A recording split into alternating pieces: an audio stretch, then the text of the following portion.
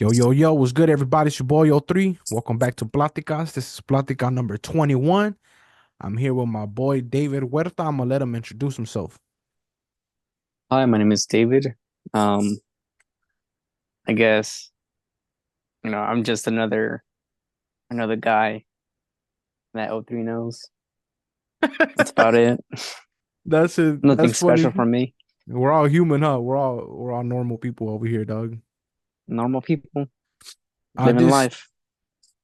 part of the podcast is me personally. I love telling stories. I love to tell either my story or tell stories of my people's. To build a platform for everybody that I know to be able to at least tell their story, even if it's through me, whether it's through rhyming, podcasting, live streaming. And I always like to talk to interesting people. And I've been talking to my boy David about this episode for maybe a couple years. I think at every iteration of my podcast, he's been one of the guests on my list that I've never been able to get on the podcast just because scheduling wise, it never lined up. Thankfully, now things lined up for us, and now we're able to record this plática. Um, but to just off the gate, my boy, like we've known each other since high school, right? So if we're gonna tell the story of David, let's Mhm. start off even before that. Let's start off in the roots. Like, where is your family from? Where are your roots already? Like, where's let us all know where you're from, dog.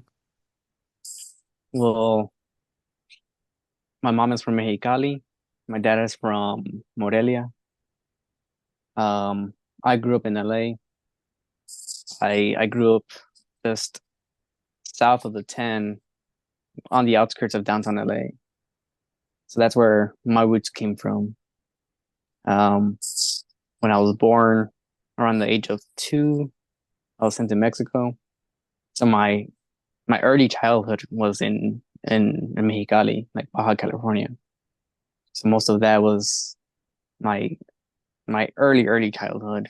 And then around the age of 4 or 5, I came back to the States, and since then I've been here.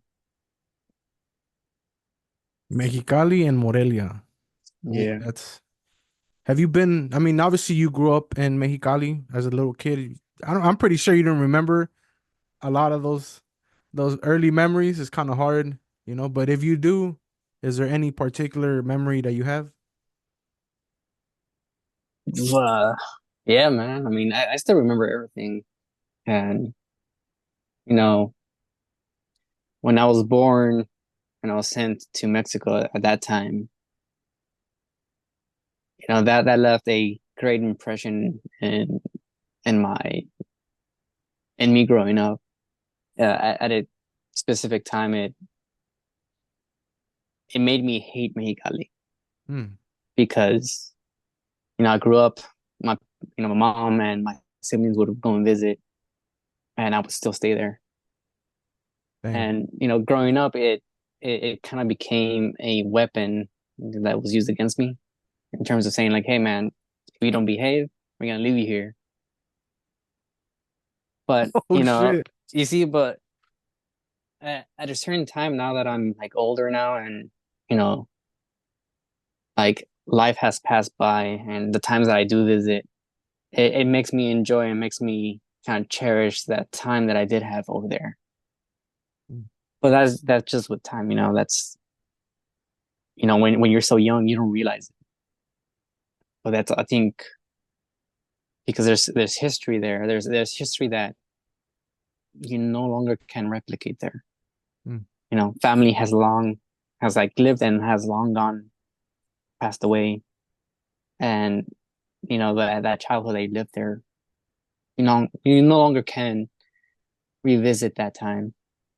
So I guess even though it was something that I hated, without really realizing why, or you know um not really understanding it when I was young. Hmm. So Yeah, that's powerful, though. That's man, that shit hurt. Hey, that hurt me, dog. Imagine somebody telling you that shit, dog. Like, oh, we're gonna leave you here. We're gonna send you back. That's fucked up, dog. But this is it happens, dog. Like it's common. I feel like it's a common theme. No, It's a common theme in our community. I've never experienced that, so I can't be like, oh, I relate to you, whatever. But I've known multiple people where they've, gone through a similar experience. What about Morelia? Have you ever been to Morelia?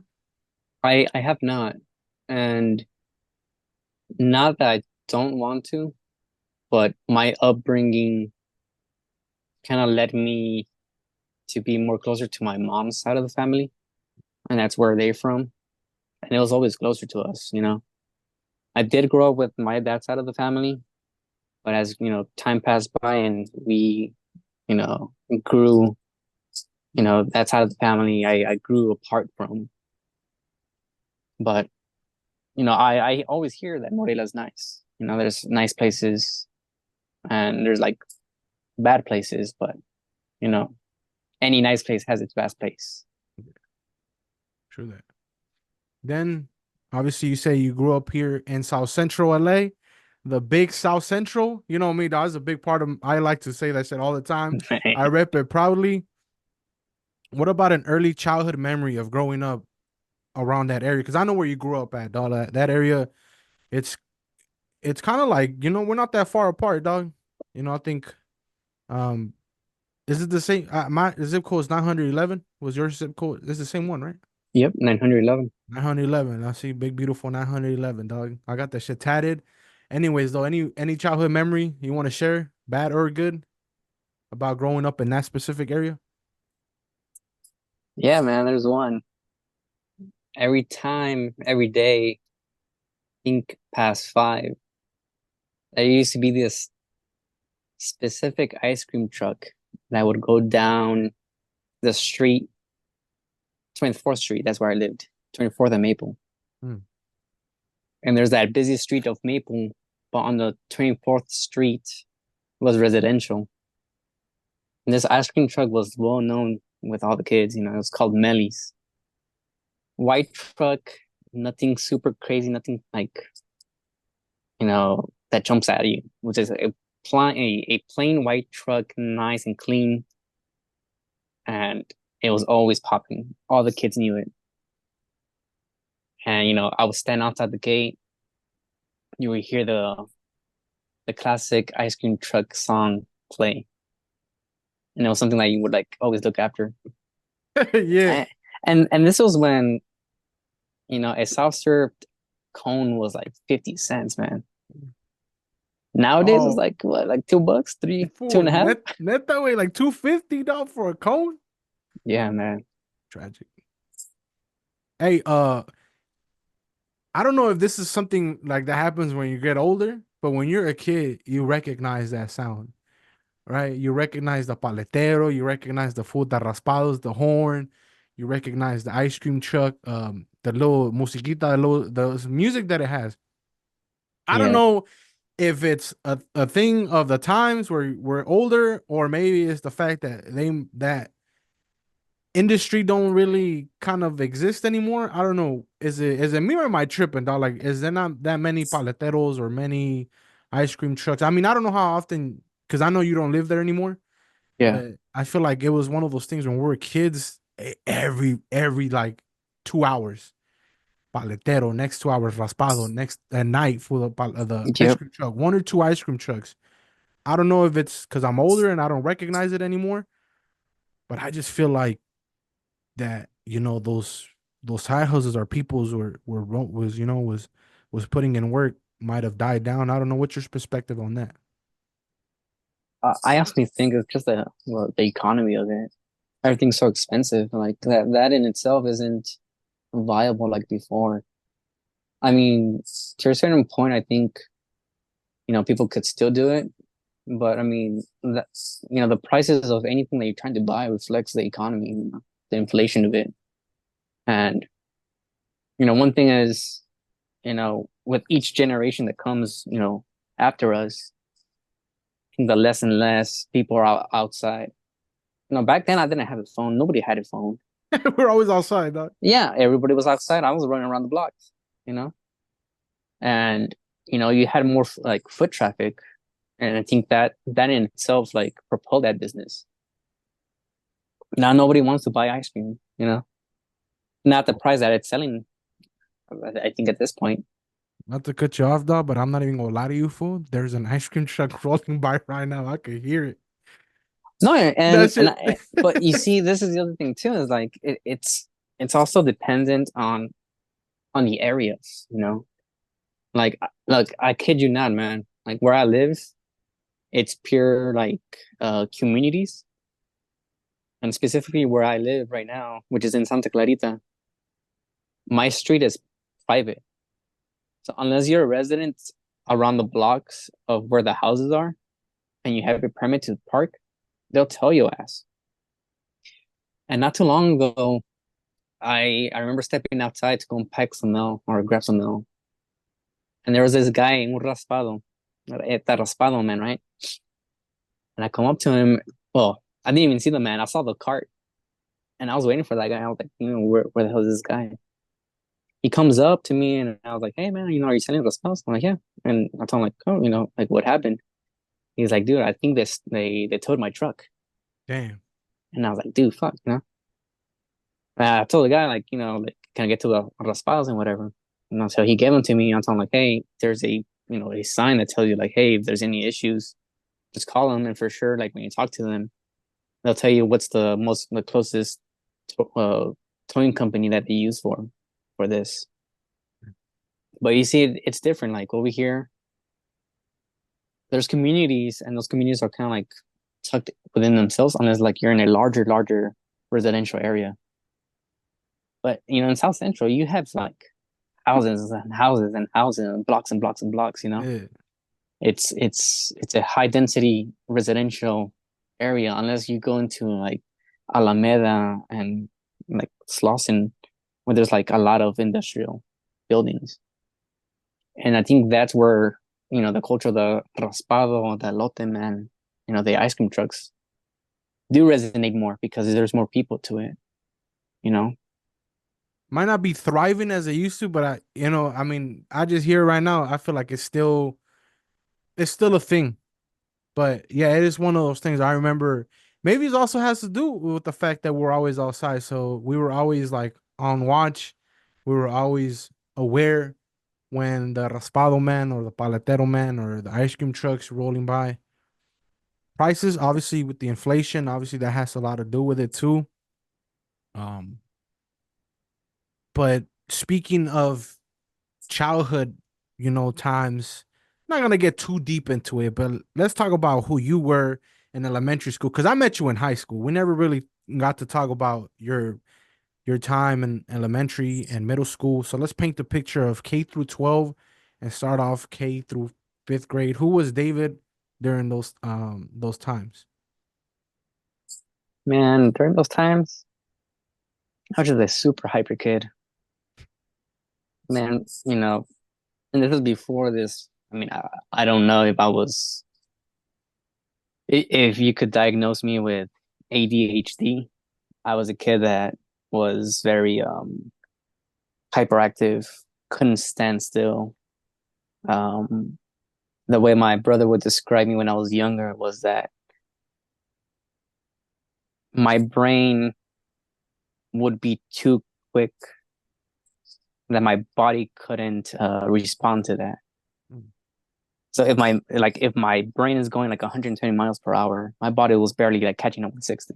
Yeah, You get me? yeah. So, I would stutter, and that's because like whatever I was trying to talk in my head, I wasn't able to output it through my mouth. Thank you. I feel the same fucking way, dog. I feel the same fucking way. And all of that started to change a lot because I think there was a certain time where someone had told me like, always think before you speak. Hmm. And that's why I pause a lot of the times, because I'm generating what I want to say before I say it.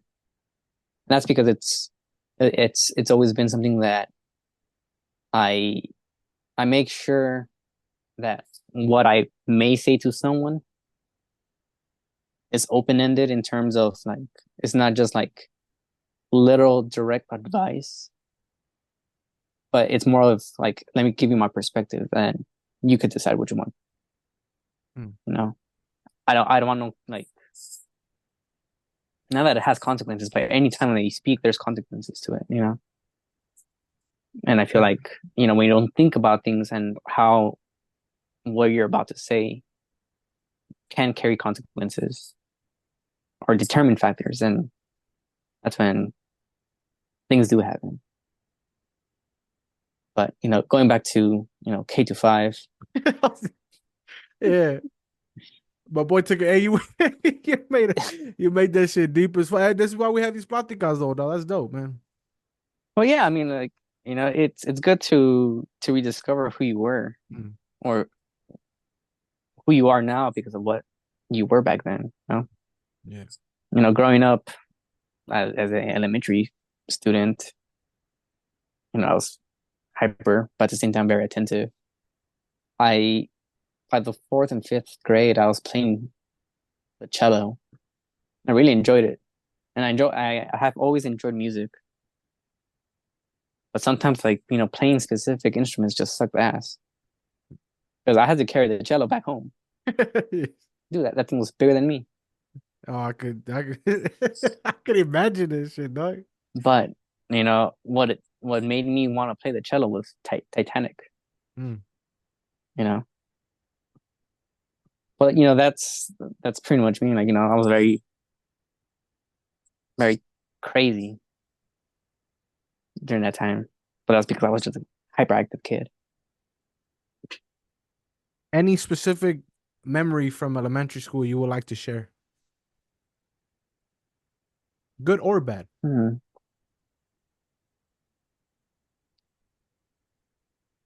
I would say the good times, and I mean, and this is very, you know, it all depends on who you talk to, you know. But you know, growing up, like, you know, it's when you get hit with the like the '90s nostalgia. Mm. Like growing up, the greatest activities that we had during recess or any type of break in elementary was like playing canicas. Yeah. You know, I I grew up at the tail end of Pogs, Tazos. Mm. You know, that was like the era of my brother. So I used to play Tazos, Pogs, and then I we went into canicas.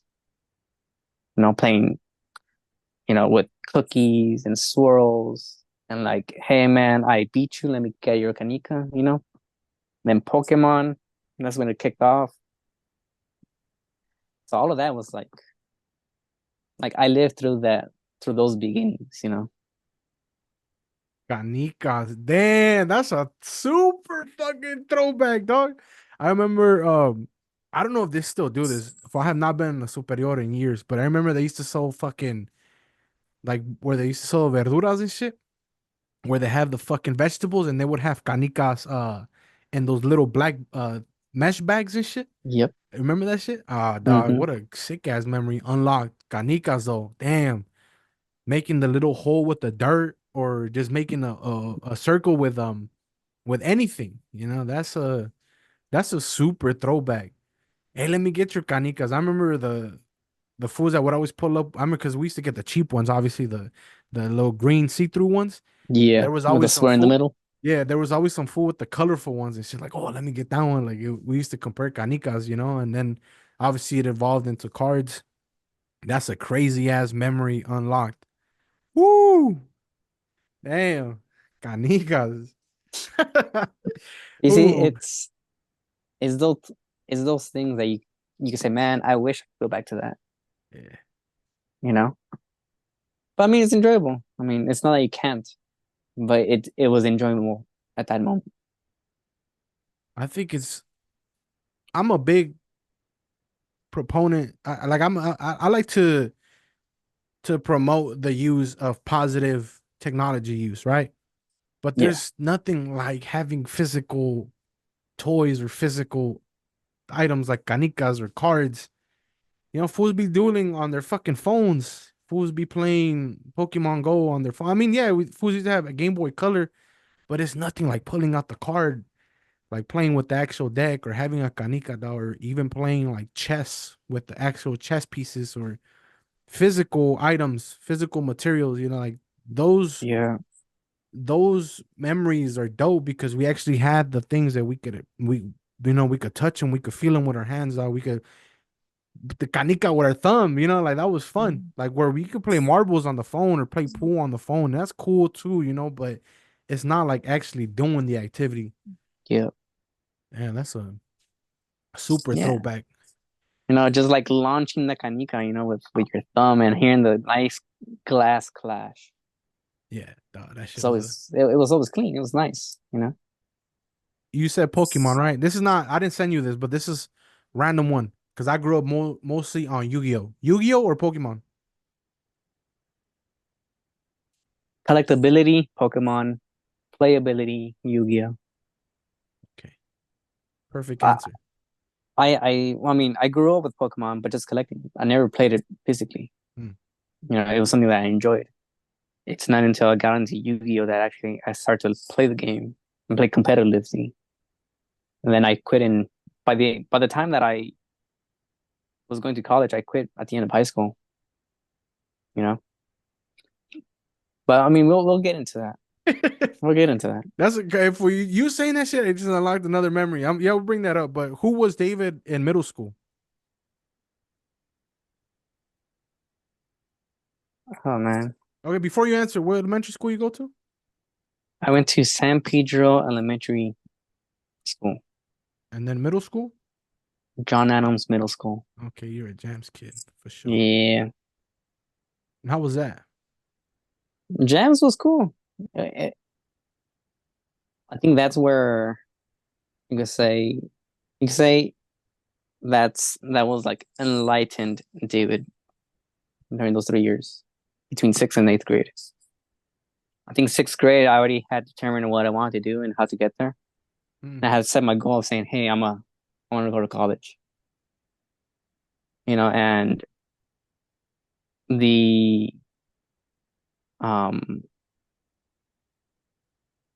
you said the desire or the goal or the dream of my career was, oh, I'm gonna pursue architecture. And I had that in mind by sixth grade. And that comes from like my enjoyment of drawing and of being like hands-on tinkering, and also like my dad was a construction worker and I loved looking at you know construction machines, like all of the construction vehicles now are used to like to either dig or move dirt or whatever.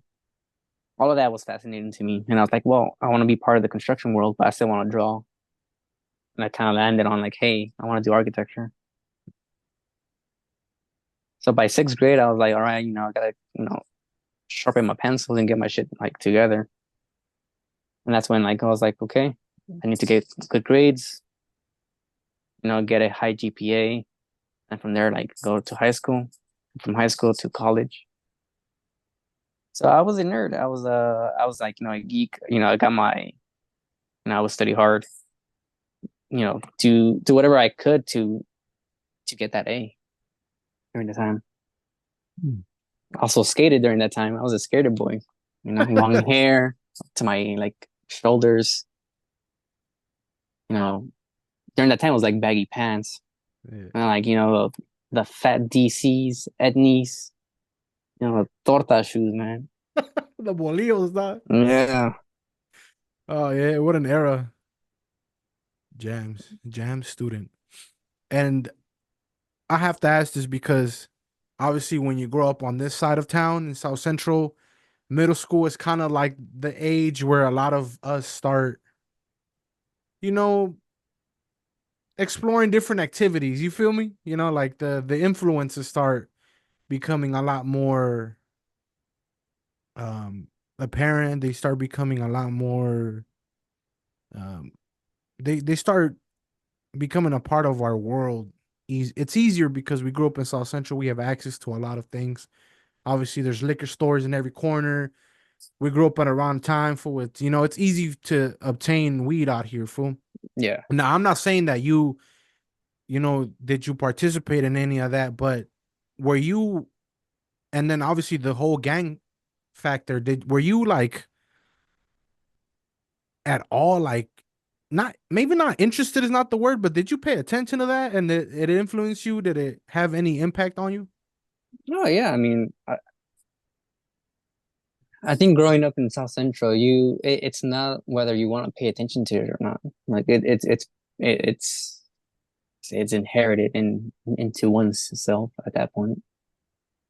And the reason why I say that is because I mean, you know, any I don't know if it's the same, but back then it was like something that, you encounter in your everyday life, whether you walk from school or you're in school, it's all around you. People look up to that. It was something that was of high influence in our upbringing, whether you want to partake in it or not. Um, as for me, I mean, like I had told myself, like I am a rocker, I'm a skater, you know. I don't get, I'm not gonna deal with that type of, you know, like jazz, you could say. In terms of the influences of like, hey, I want to do this and that. I mean, I would say who had not smoked, Yeah. and at the same time, it's like depending on the scene of who you hang out with, it's like, you get influenced by that and you get introduced into those things. I would go to ska shows and, aside from playing music, there's, you know, That's the other culture stuff there, going on. bro. Yeah, Yeah. that's the culture in those shows and shit. So, I mean, yeah, I mean, one thing is knowing, how you do it, with who you do it, and how often you do it. Like it was cool. Yeah, I did it. But at the same time, it's like, how long do I want to do it for? And like, what's the end goal of it? It's the same thing like with drinking. It's cool, but then like,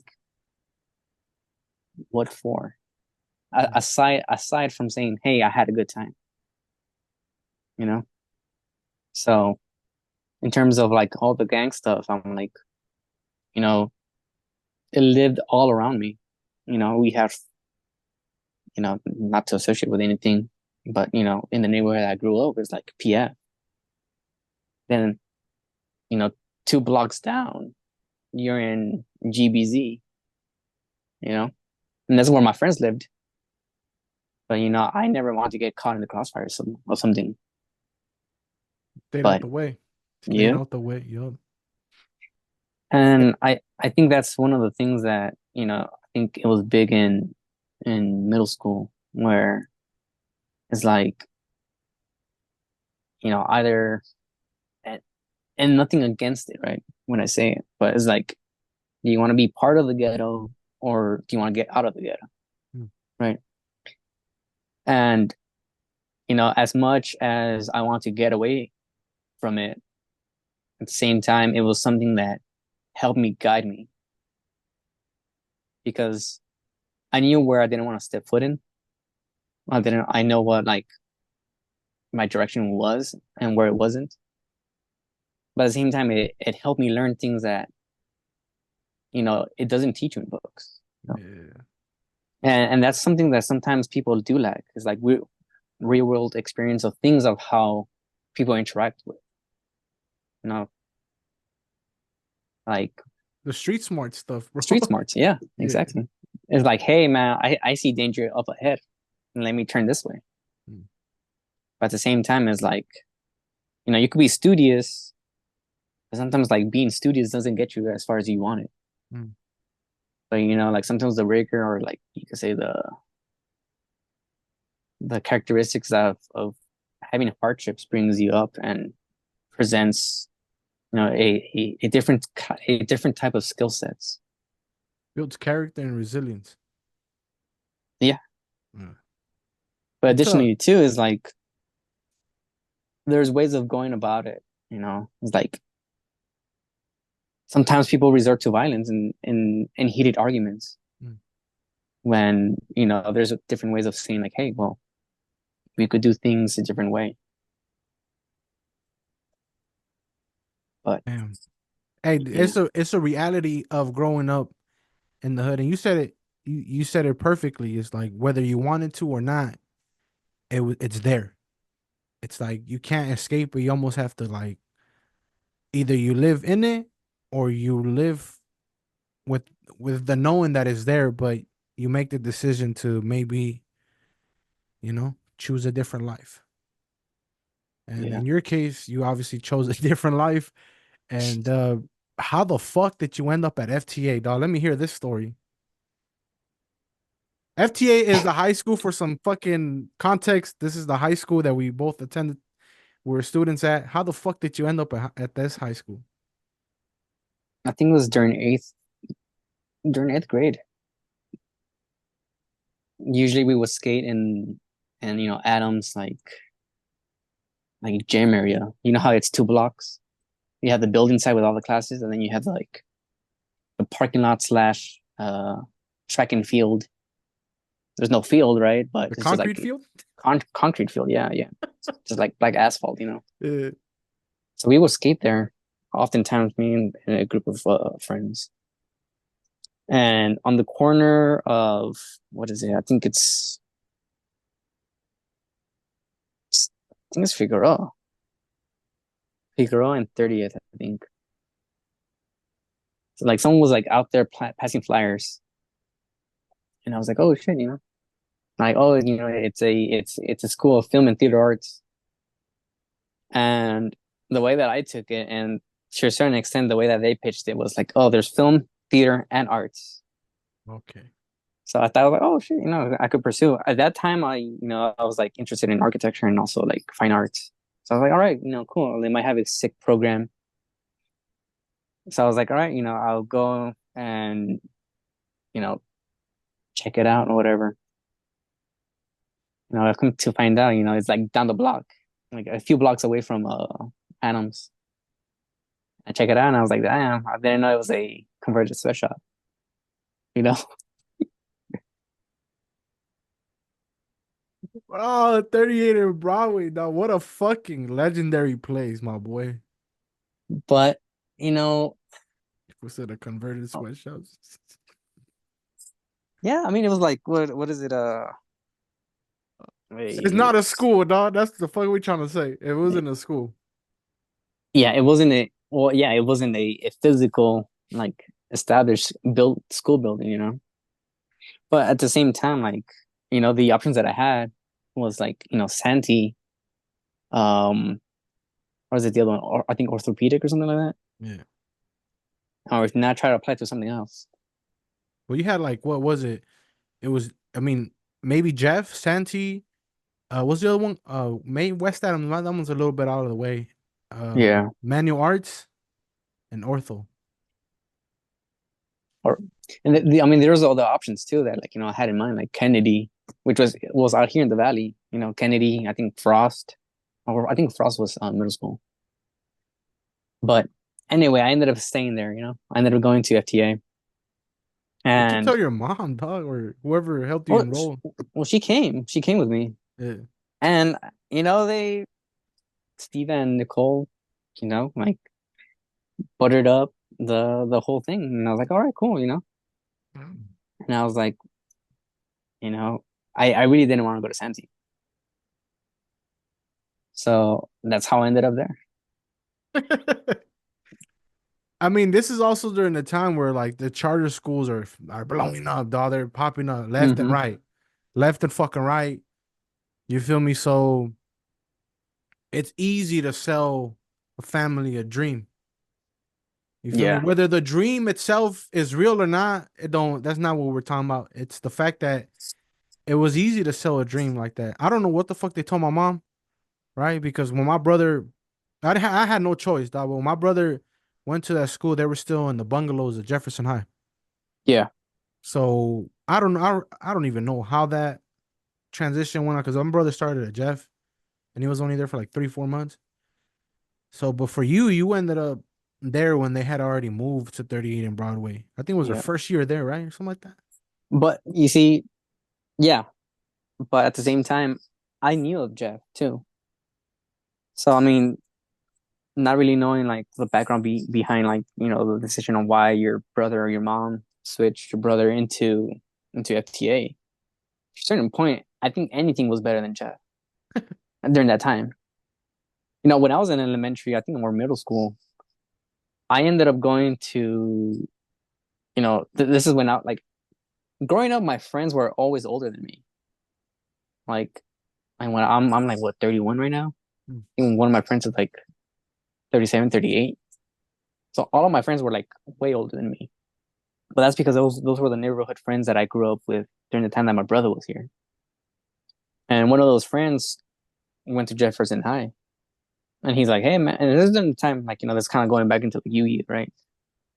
I started to play Yu-Gi-Oh, and he was one of my friends that I played Yu-Gi-Oh with every single day or whatever, right? And he told me, hey man, do you want to go to Jeff? And I was like, hey, don't you have school that day? He was like, yeah, but it's like the end of the year or whatever, so nobody's like really doing anything. So me and some couple of guys are gonna like, you know, play it out or whatever. I was like, all right, cool. So I went, dude. I was like either middle school or elementary. I ended up going with my backpack. Nobody said anything. It was a whole fucking shit show in there. Like everyone was like doing whatever they wanted.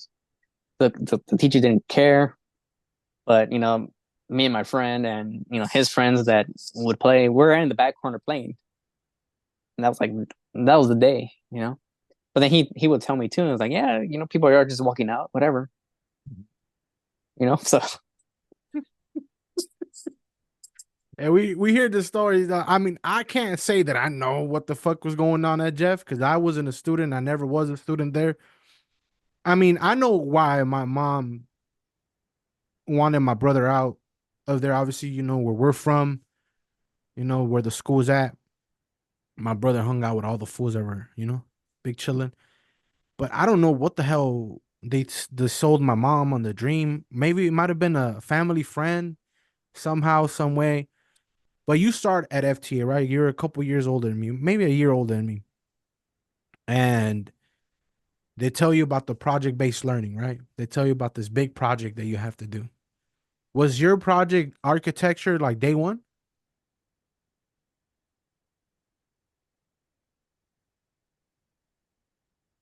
no, No.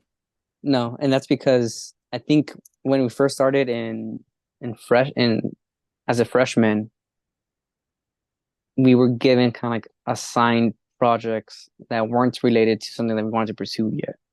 But that's to get the whole internship thing rolling, right? Let me trace back now that I Also, think I about came in it. there blessed, dog. Yeah, because during that time when I first kind of started, and this was like half of the year, it wasn't like the full year. Half of the year I was doing internships with the Midnight Mission. So I was going down to Skid Row to help people out, whether it was like, looking at things with the community on how they're trying to help Skid Row develop more to assist those that are in need. And I was helping someone specifically that ran somewhat of a like it was kind of part essential slash like rentals for families.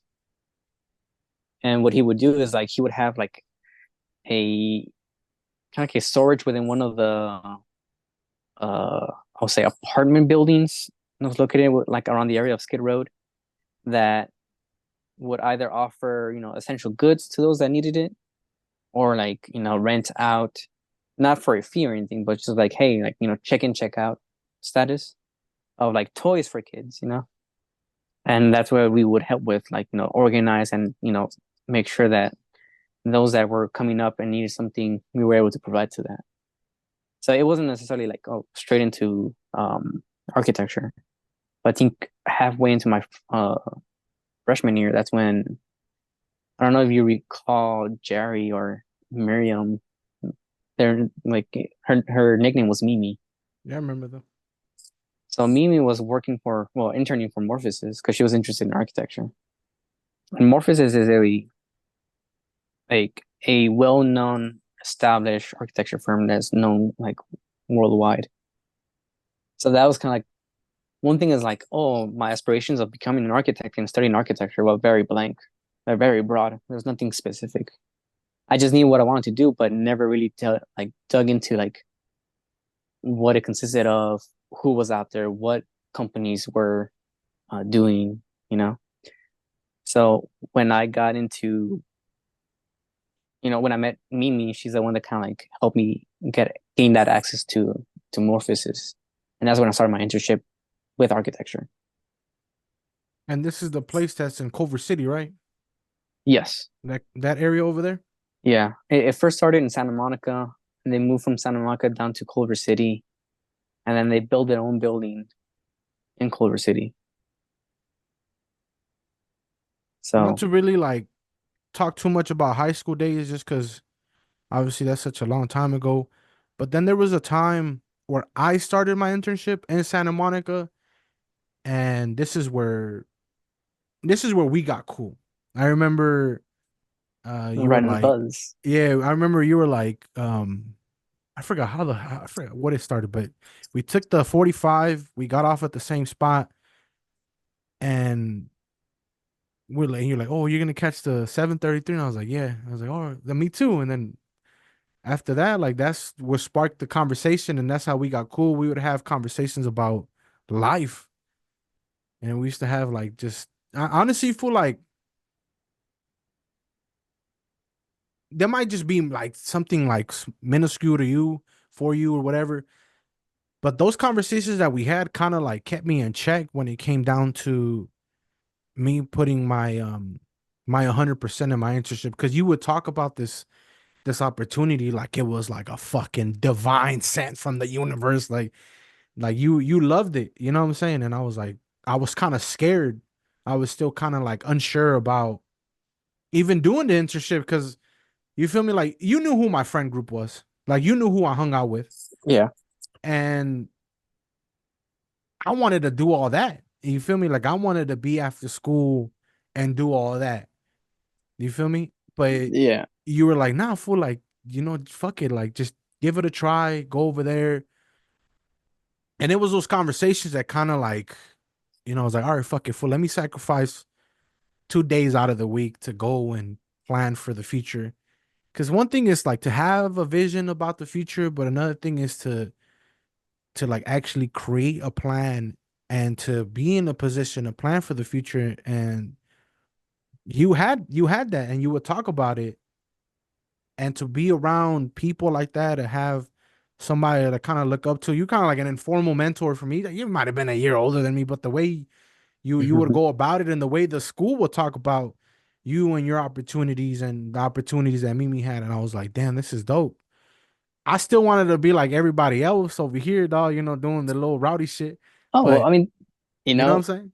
no, I get it. And, you know, you know, speaking of that, it's the same thing that we just spoke about when I was in middle school, It was like, who doesn't want to have fun? Who doesn't want to have, be rowdy, whatever. But, that's always I always looked at it as something ephemeral. Like, it's not gonna last, and I think the reason why I told you that, during my middle school years, you could say I labeled myself as enlightened David is because, during that time, I mean, I wasn't clearly aware of it, and my mom was never, laid it on us. But, by 2008, we were like on like the biggest uh economic downturn, Yeah. But I mean, that never was apparent to me when I was growing up. My mom never made it. She never said anything. But at the same time, I wasn't blessed to say, hey, I had everything that I needed or I wanted. Well, to correct myself, I had everything I needed, not what I wanted. Hmm. And it was okay with that. Like, and that's, I think, what developed me is like, I knew what were the boundaries. I knew what my mom was able to provide. And I never pushed against that. But at the same time, you know, having those hardships, either you could, take them and learn from them or dismiss them. Be like, fuck it, I don't give a fuck, you know? And I think that's what like really informed who I was or who I wanted to be. Because I'm like, if my mom was working this hard to get us to where we need to get, like, I need to put in the effort in my own sense to get me and my family out where I need to, like, where I want to be. Mhm. And that resonated a lot with me, and how I want to pursue my, let's say, the end goals of what I had set myself for. It was, And it was funny, dog, because like seeing you, dog, you had the long hair, baggy, not too baggy, like it wasn't like bagged out, like baggy like that, but you still had the big dickies and skating, and you're drawing not on some graffiti shit, but you were drawing, and I was like, this fool looks like the fool's over here, but he's doing some next level shit, and I was like, that's crazy, dog. Like to me, that was one of the first times where I seen somebody that looked like the stereotypes. Whether it's the punk rocker, the rocker, the hey you a rocker, huh, fool, the fucking the skater, but to have to have the plan for the future, I was like, damn, this fool really gets it. That fool really gets it and shit. And it was one of the first times I got exposed to different, yeah, because I've always looked for that in other people, dog, like to be different. Because me, fool, like I look a certain way and I talk a certain way, but my mind functions like different. yeah. And so to have you and I mean, you were only there for like, what was it, a semester when we used to take the bus? Because then you graduated. It was your senior year. It was my junior year. Was it? Yeah, it was just a semester because my internship started in January of 2012. Oh yeah, I And so graduated in 2012. Yep. yeah, and so like it was only for a semester, but like you kind of you inspired me in a way. I was like, nah, I gotta stick with this. And it was still on some fool shit. Like we were talking, like we were bullshitting and here and there, but it was like, okay, like you would talk about the future and like this big picture, and you would have this vision. I was like, damn, this is somebody I should listen to. And I think that's what kind of made me listen. And that's what, after all these years, after we reconnected, and I came back from college and we started playing video games again, I was like, nah, I need to stay in touch with David because he's cool. Like you're real cool, you know what I'm saying? Like this is some fool that I met years ago who had this big vision, and he's living the dream out. Like he's living his dream out.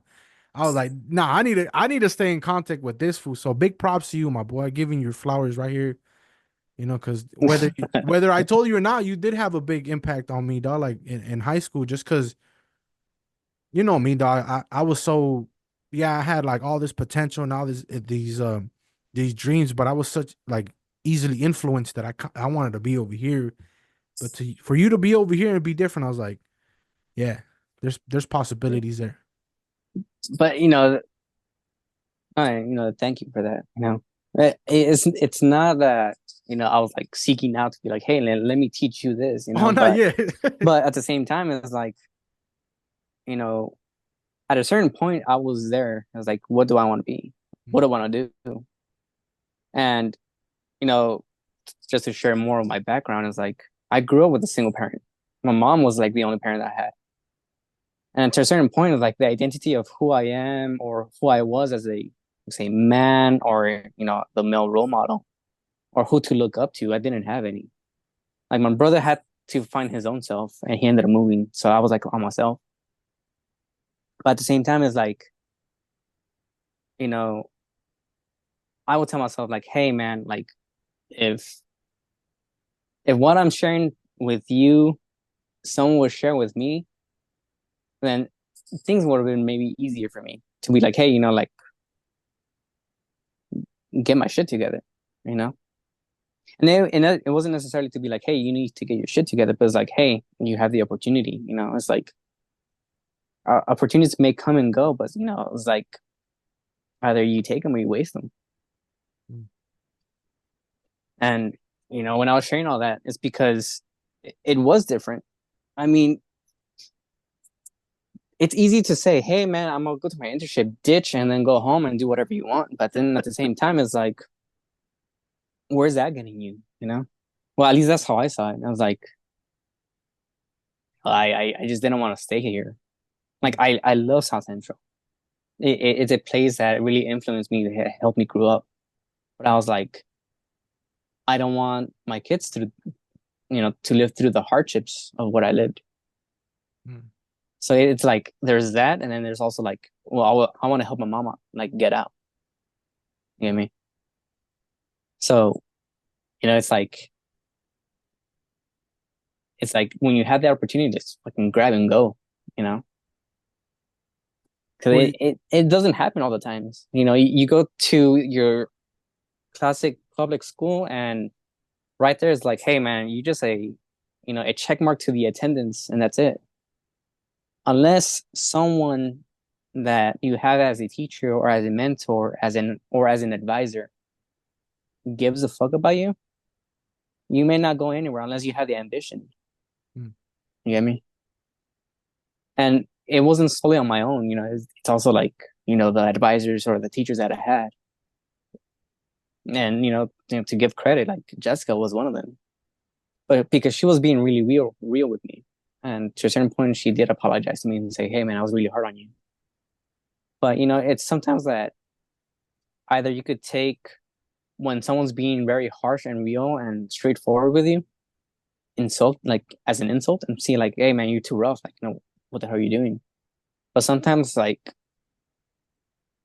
cold hard facts and truths, sometimes like te, te alivian. Because without that, sometimes like, hey, you think things are gonna come out good. And during the time I was like, I know I'm smart. And the way that she called me out, she's like, hey man, you're just flying by.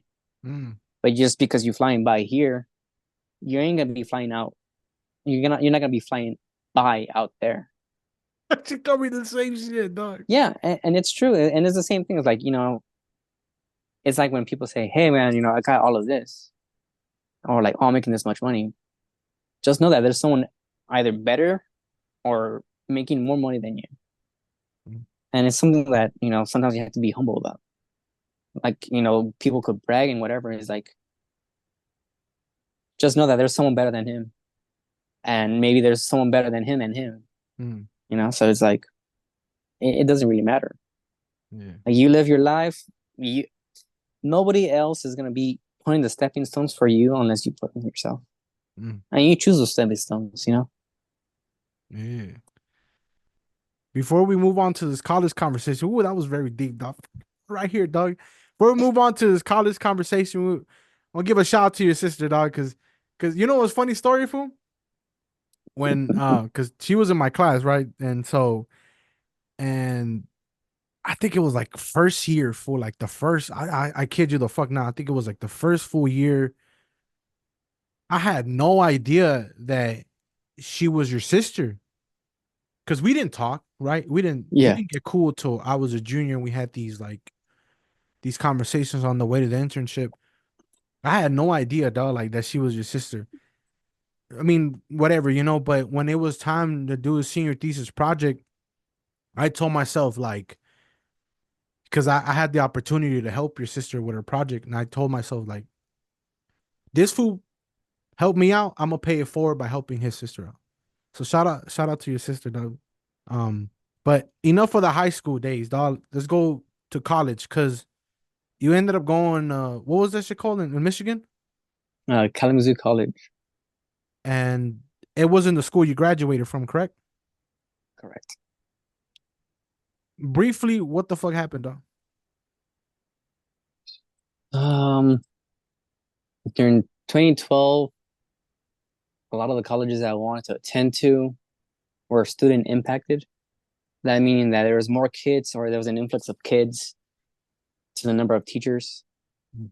So either they had, you know, rejected me or put me on a wait list. And the schools that I really wanted to either did that, right? So Jessica had told me, hey, as a backup, just apply to Kalamazoo College, right? But prior to that, before I started to apply and we did all the applications for college and whatever, Uh, I had submitted, I think, an application. I don't know how it worked because I forgot, but I was part of the posse program. You know this, right? I don't know if you were part of it too. Before we're not talking about this shit, though. Let's move on. Okay, but Yeah, because of the posse, I didn't finish it, right? yeah. I got I disqualified. I got beef. Dog. Let's move on. Yeah. Anyways. but speaking of that, right? Yeah. Kalamazoo College was part of that. Mm.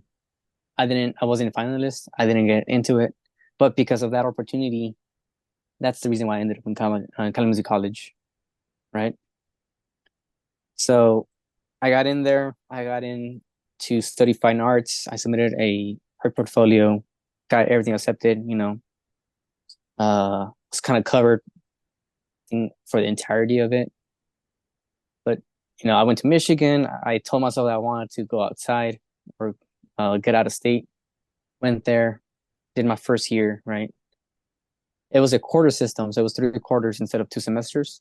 Mhm. So on my second quarter, I was like, dude, like I don't want to continue with fine arts. And that's because I made the realization that I'm like, if I pursue fine arts, I'm gonna be a starving artist. I don't want to be struggling with that shit. Yeah. I want to at least make money. I'm not Yeah. saying I want to be balling, but at the same time, it's like I want to be able to like sustain myself, right?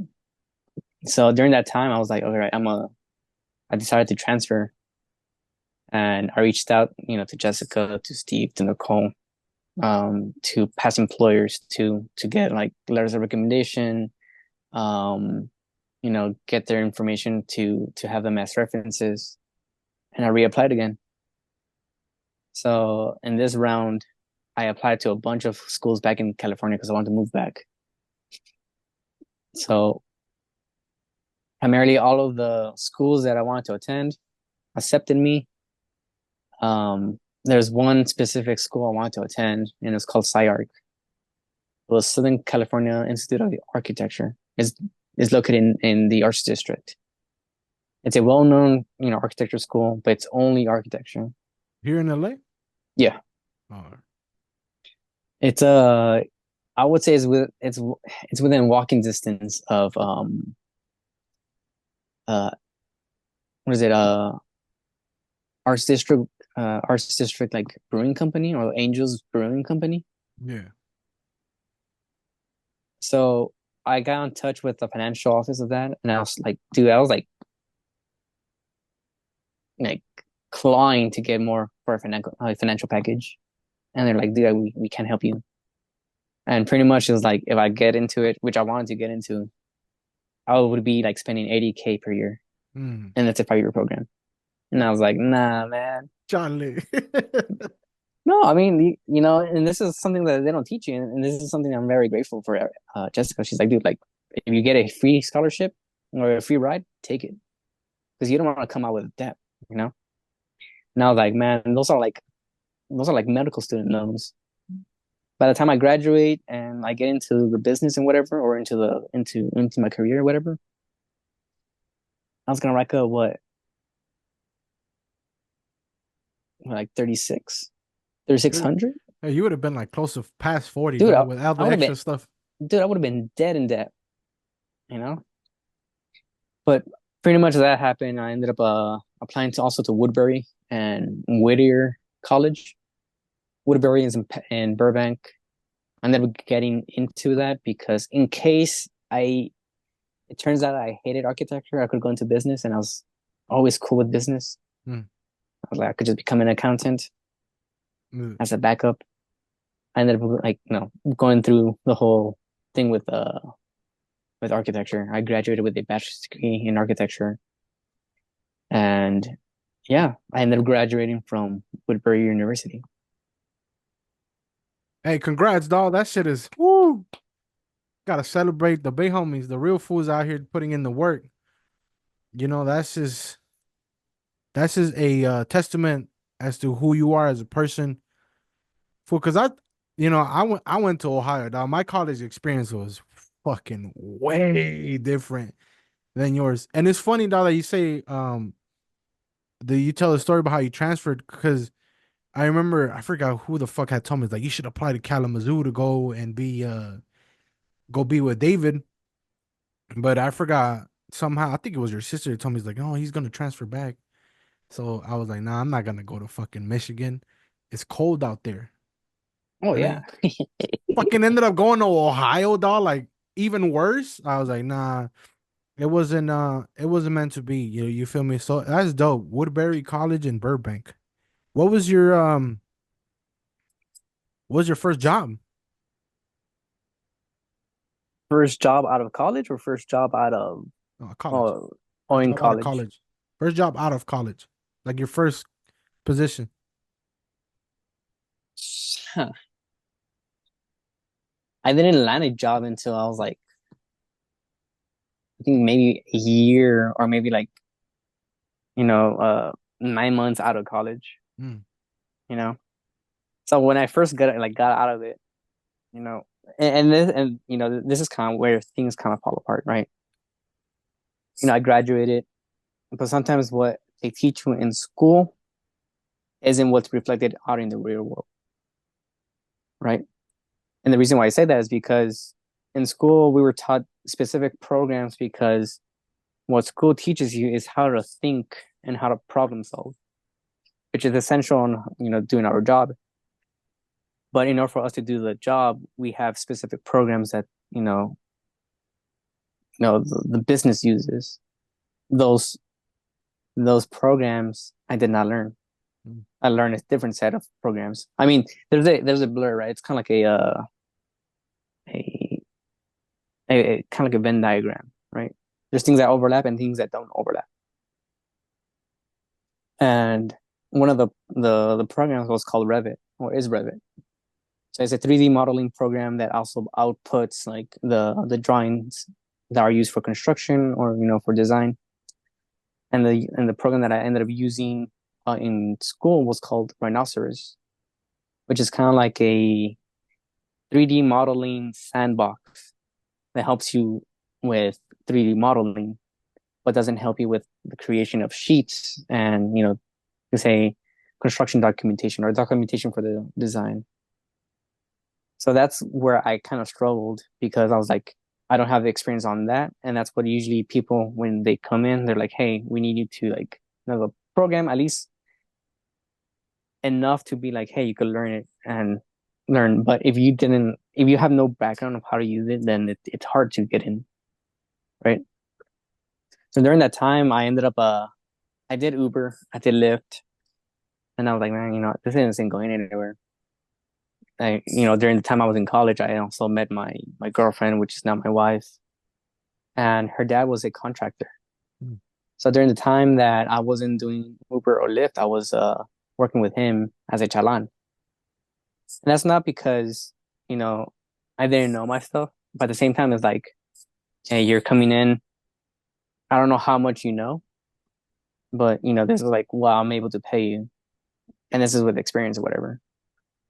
So I was digging trenches, but at the same time, I wasn't taking it as like, man, like fuck this work, because that teaches you how things actually are done in the construction field.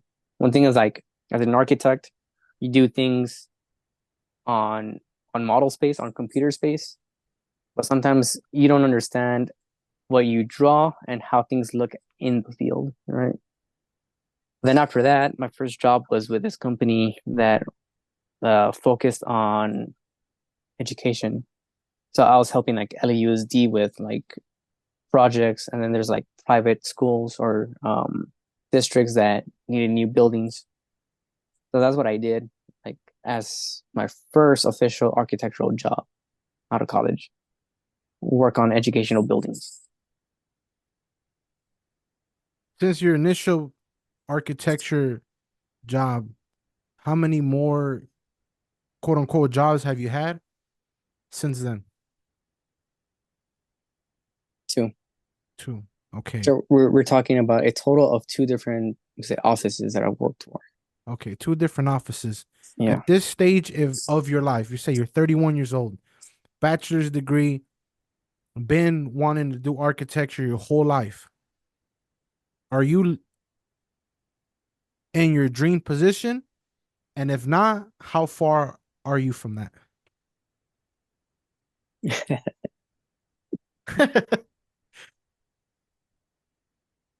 Sometimes when you think what you want to do and you go through it and you think, well, what you thought was something of a dream and you complete it and you're like, man, this isn't it.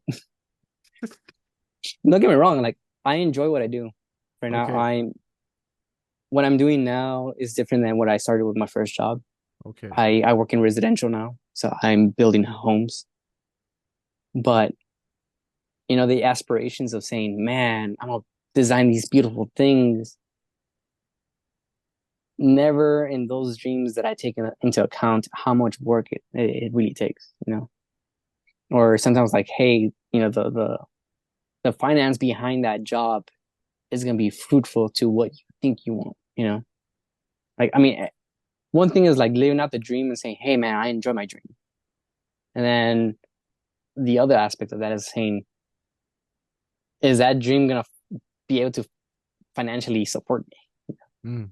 Look, I will say that I'm grateful and I feel blessed with how things have turned out, right?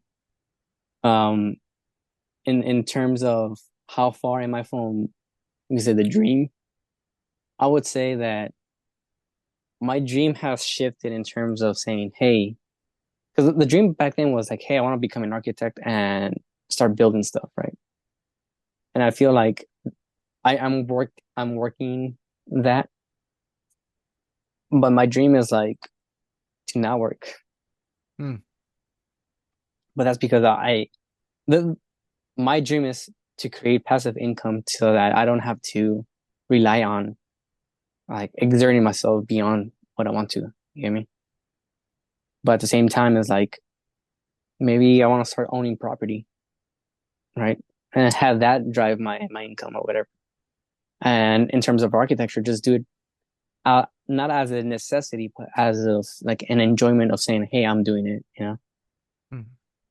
But it's not like how far am I from the dream, but it's like I think it's a different dream that does not align with what I want or with what I'm doing.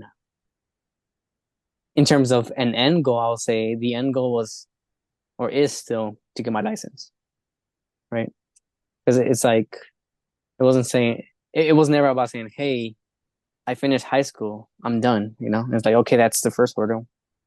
College is the second hurdle. I think the final step is like, hey, let me get my license, so therefore I could say I complete what I wanted to say or what I set out myself to do. You get me? Because the license is what grants you the title of an architect. Okay. You know? Are you close to getting your architectural license or not? Nah, man. But you Uh, see, that in itself is it's more complicated. It, not saying that it's complicated, but what I mean about the complication of that is because it's not like school, right? When you're in school, you work towards your diploma, and you just focus on school, right? You could have a side job and work on that, but that's not the priority, right? Now here, it's like me earning money and working my job is the priority. And I'm not saying that me trying to get my licensing is not a priority, but in me trying to get my licensing, I have to fork up money to take my tests, right? If I fail the test, I have to still pay for the next retake, and then I have to find the time to study. So it gets very complex because it's like, okay, well, I got my job, I have my family I have to take care of, and on top, I have to find the time to actually study, and it's not like an easy test. If I'm trying to pursue my license in California, we're talking about 7 tests, and that's because it's kind of like the hardest test due to California being prone to earthquakes, right? Any other well, state within the U.S. may be less stringent in how many tests you have to take.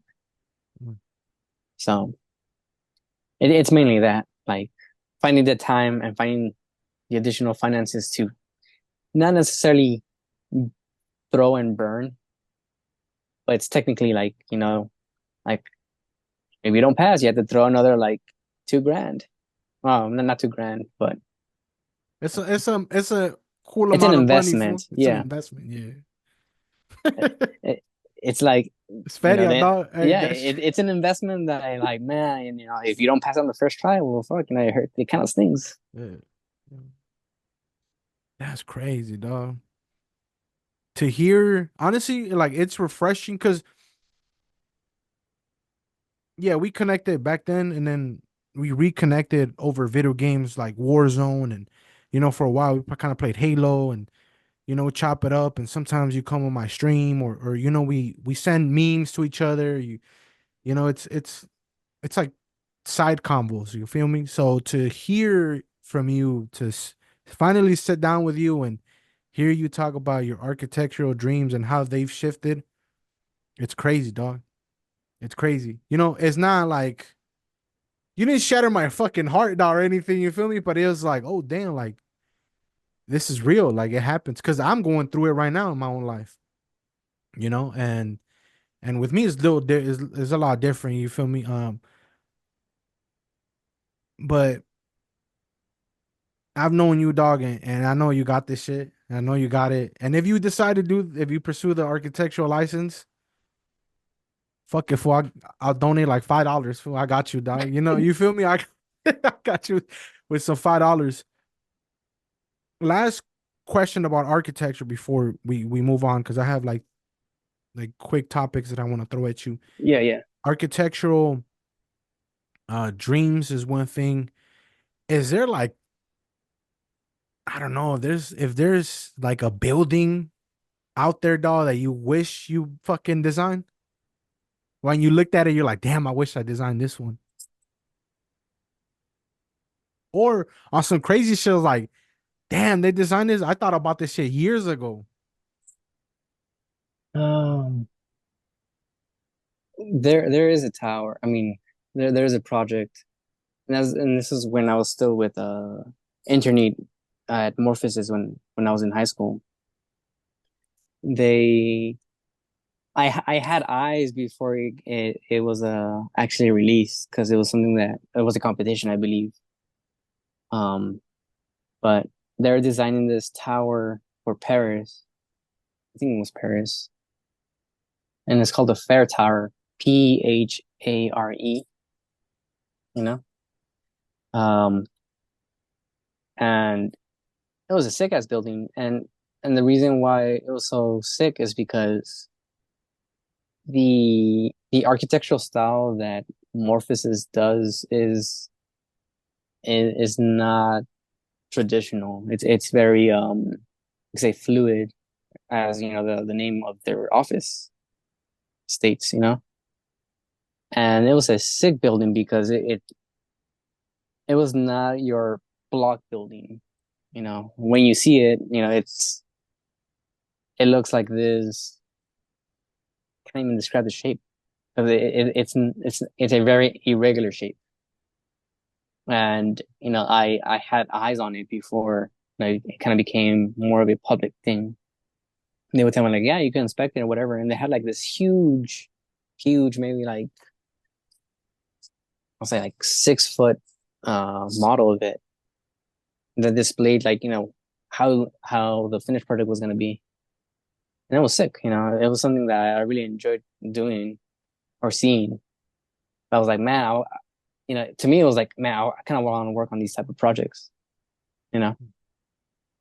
But then when you think about it, it's like that there's a lot of like effort and determination into these type of projects because it's not just try to like finish it and submit it or whatever. Because you're trying to pursue your project to be built, and it's not just like, hey, just build my stuff. Like you have a client, and your client has to agree with what they're seeing. But being able to see the design actually get built is very, very, very, I would say, rewarding and fascinating to see. Hey, dog, like if you ever design some shit, fool, let me see it. Porfa. Let me I want to be able to say, I was like, hey, yeah, that fool showed me this drawing 10 years ago before he built it. I mean, I wish I could, but I'm also under NDA. Fucking fool, I'll sign the NDA. I don't give a. I'll be an intern at your. I fucking lava platos for some shit at the building for some. No, I get it. I get it, dog. I understand Oh, I mean, how it trust works. me, trust me. Like, I would like to share some like stuff and whatever, but at the same time, like, I don't know. I have Nah, always been fool. I'm a gonna steal your a ideas, dog. Don't trip, dog. Don't trip. go for it, man. But I don't know. I've become more of a I've I focused more on having my life not necessarily be private, but I've never sought after kind of like the spotlight of stuff. Oh yeah, we all know that, dog. We ain't. Yeah, you know it. Yeah. Like I like to Took me remain three. It humble. took me 3 years to get this podcast interview, so it's cool. It's cool. I get it. Nah, you ain't gotta like. Abby, no, I know you're a private person. So I, now I get to thank you for allowing me to ask you these questions to have you be vulnerable on camera. Now it's gonna be on YouTube, so I really appreciate that shit for real, fool. I know I fuck around and I always ask you like, hey, be a part of the podcast. No, man. But thank you It, for opening up and being vulnerable. I get it. People like to be private, dog. no, I mean, I don't mind sharing my experiences. I think whether whoever may be hearing this like either relates to it or finds some sort of like you know um A gem. inspiration or something, Yeah. or motivation out of it. Well, I'm glad to have that be of help. Come on. But in terms of saying like, hey, look at my success, look at how I'm doing or whatever. I I feel like I've never been or have ever wanted to be that, Yeah. you know, like, and the reason why is, touching back on when you had talked to me or when you had mentioned about my sister and when people didn't really know who I was to my sister, right? I think when it started to become kind of like common knowledge among everybody, they're like, oh, David's sister, why aren't you like David? I really hated that, because I had always told my sister like, you do you and I do me, and don't think you had to ever be me.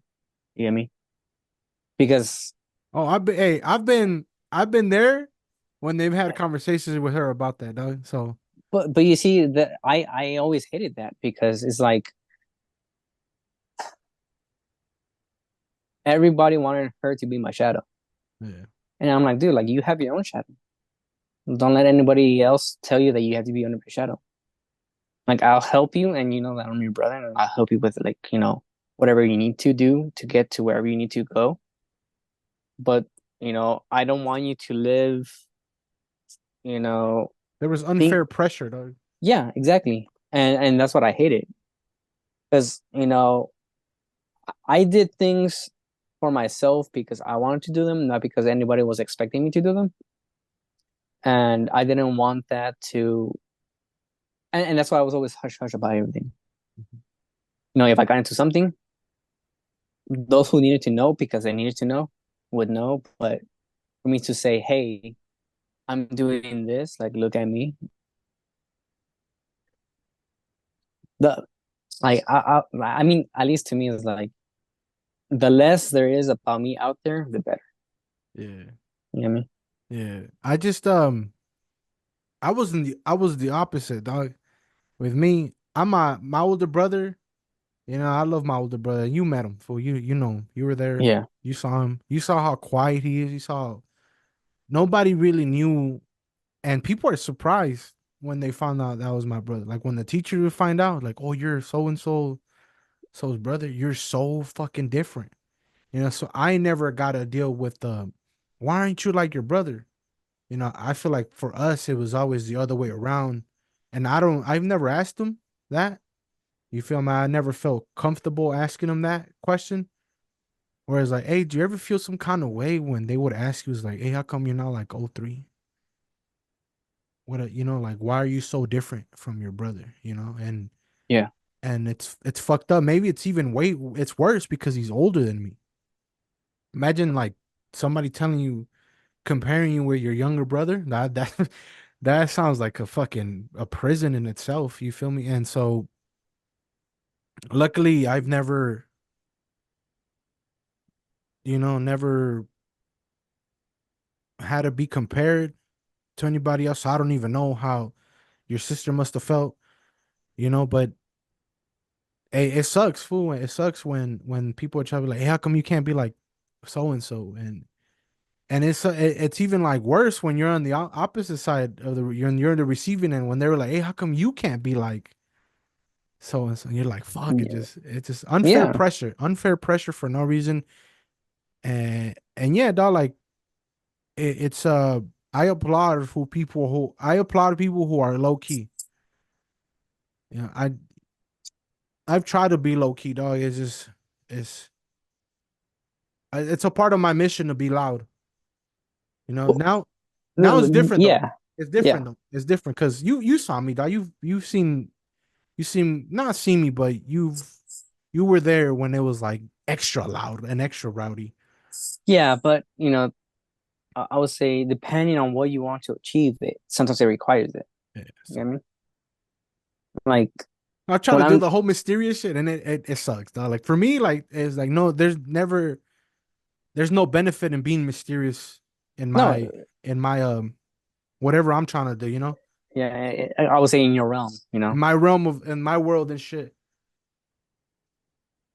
What were you gonna say? No, I'm just saying like, that, it sometimes it requires it. Yeah, Like it's needed because of what you're trying to pursue. come on. You know what I mean? But yeah, Enough no. enough of the architecture. So let's move on to three final topics. Three final like quick topics that I want you to not give too much. Well, one of them I really want to know more about, but you mentioned your family.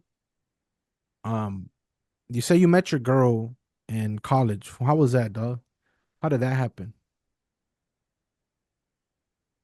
Um, hmm, Met her here, right, in Burbank, in yeah, Woodbury. yeah.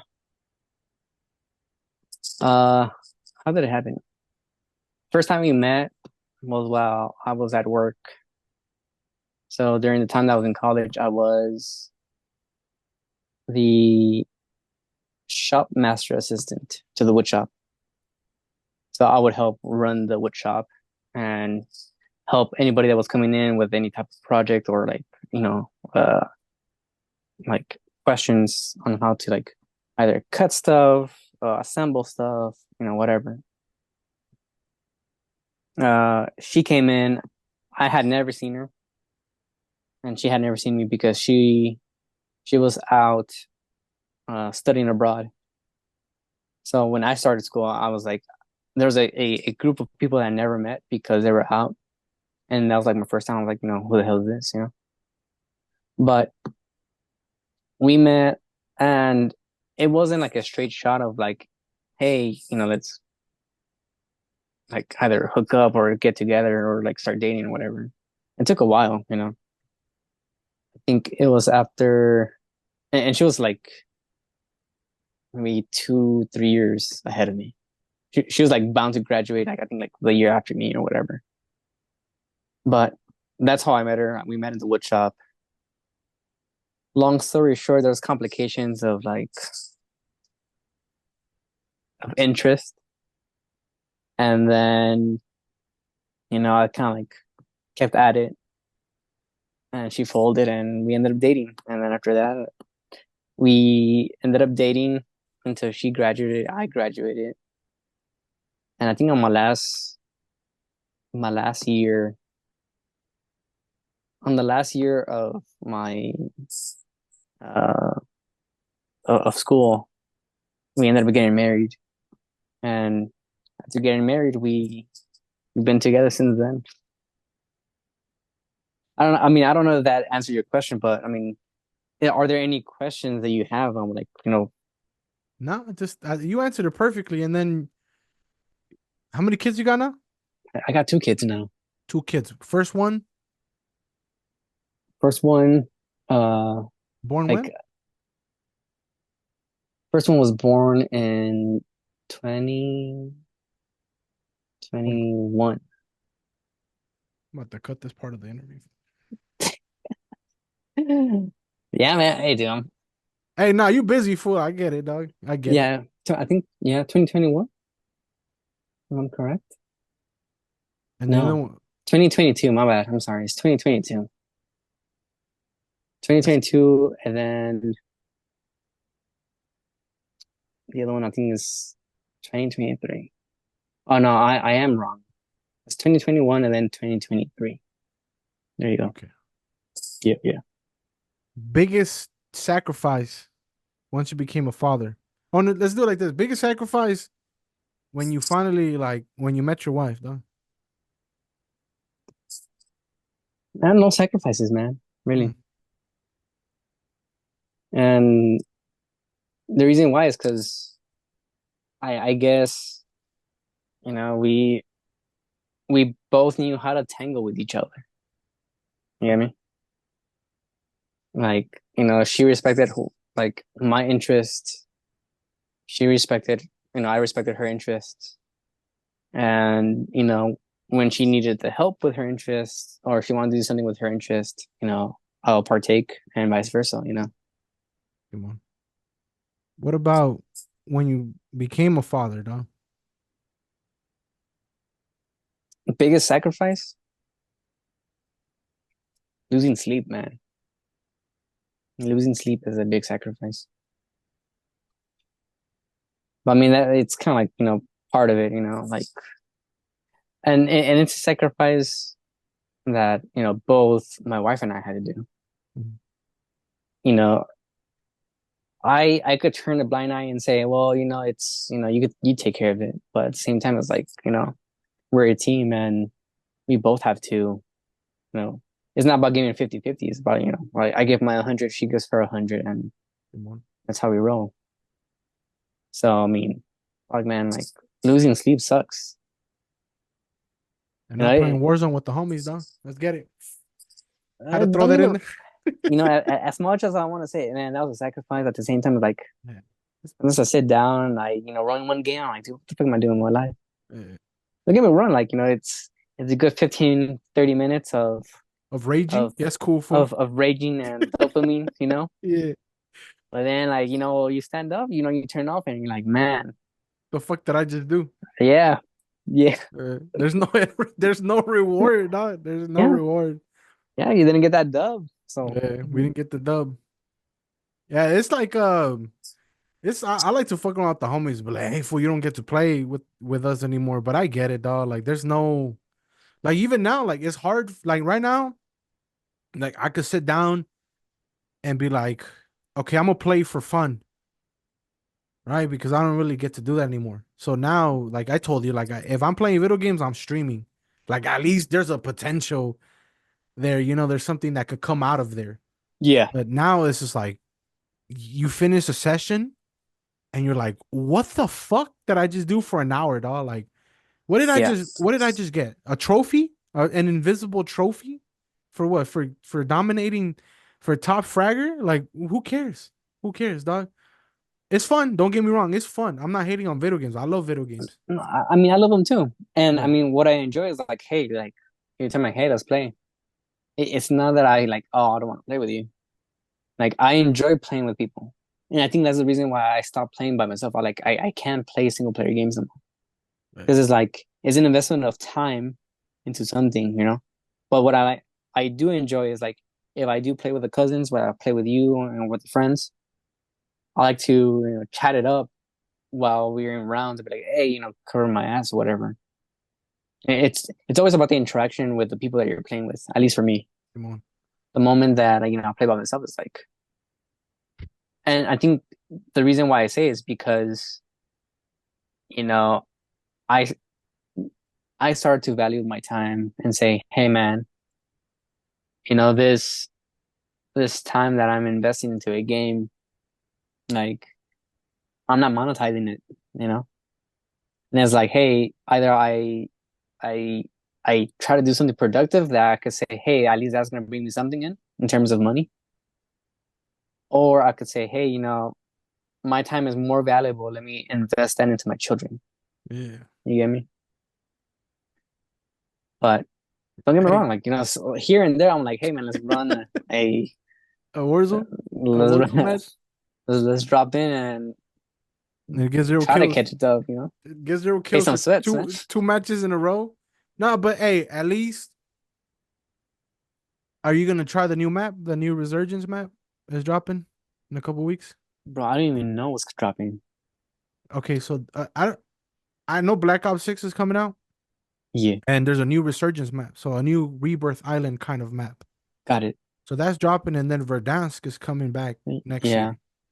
I know that it's coming next year, and I was like, you know what, I would like to take a trip down memory lane. Trip down memory lane, yeah.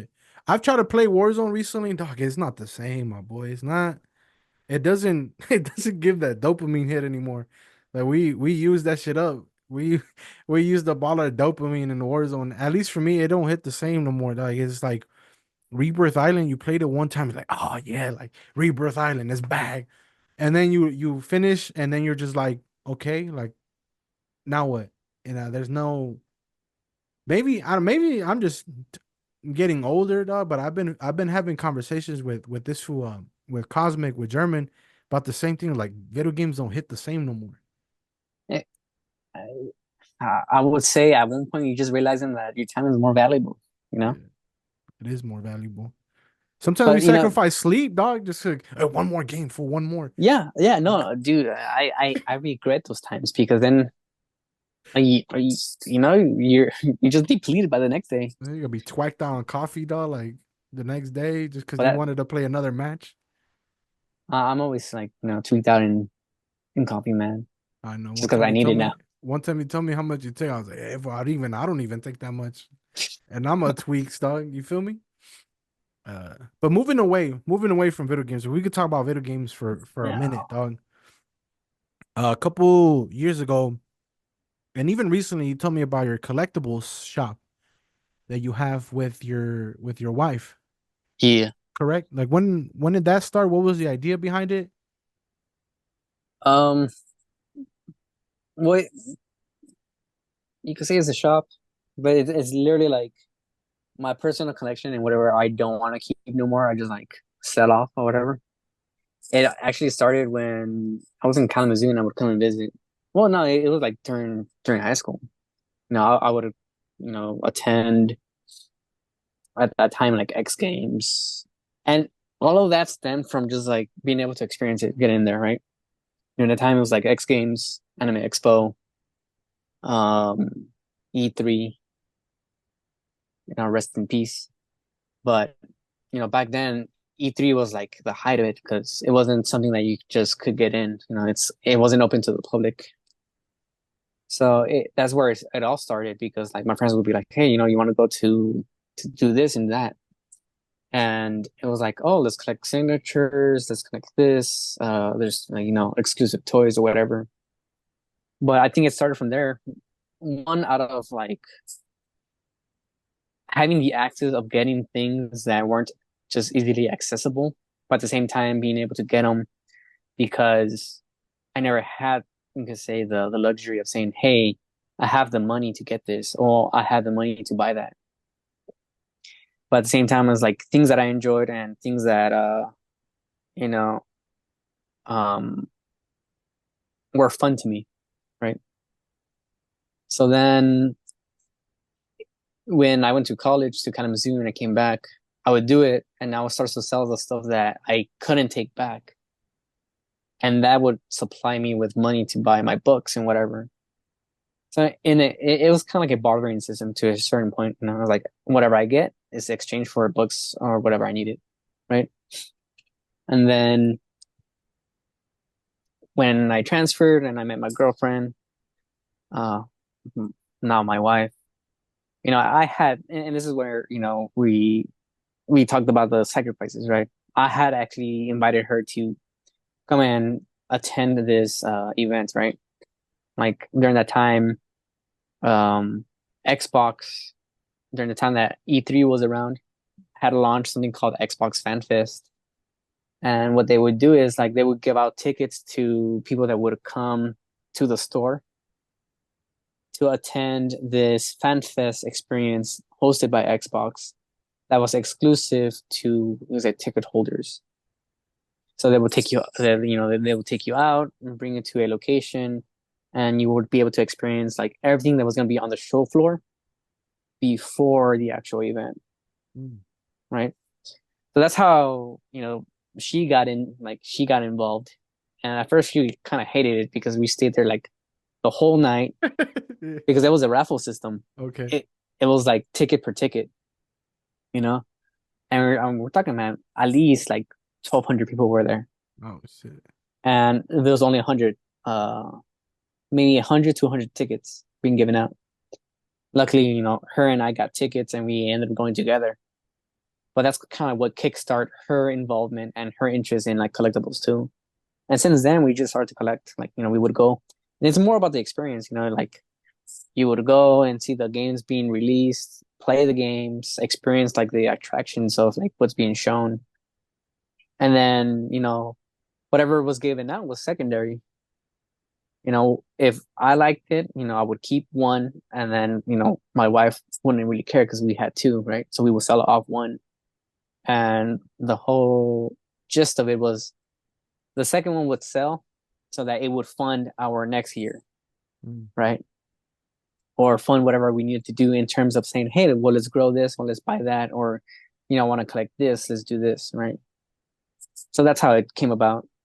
So it ranges from like signatures from famous voice actors, actors, or industry people, to like cards, video games, posters, figures, uh, maybe possibly anything that you could think of. But yeah, Craziest, not crazy, that's not the word. Um, or at least for you, what was the craziest collectible that you had in your possession that you were like, I'm gonna sell this? Because it's gonna be worth a lot of feria, dog.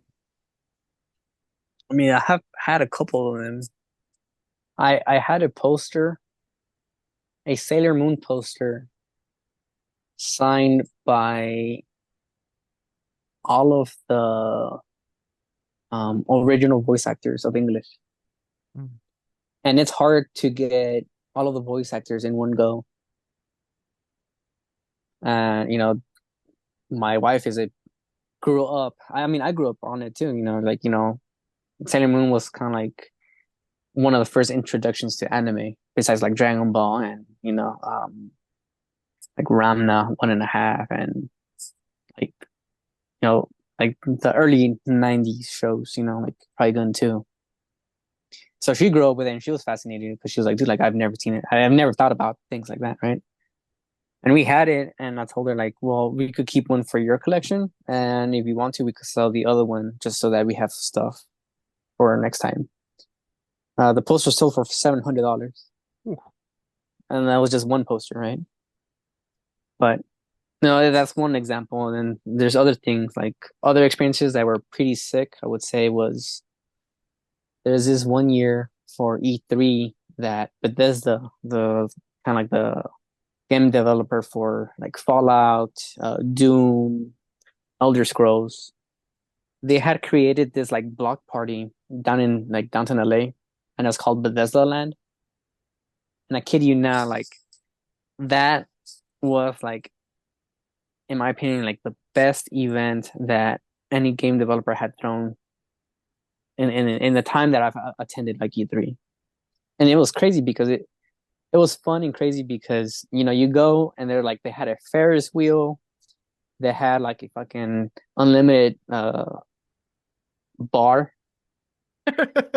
Yeah. and it was sick because like every station that you would go through was themed to a specific like game that they had developed.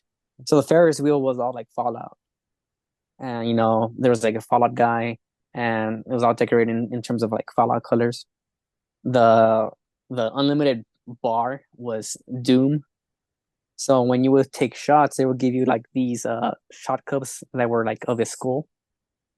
So like we were just pounding like Jose Cuervo or whatever they had on deck, and then like you had like Elder Scrolls, which is kind of like Skyrim, or it is Skyrim, and they were giving you out like turkey legs and shit.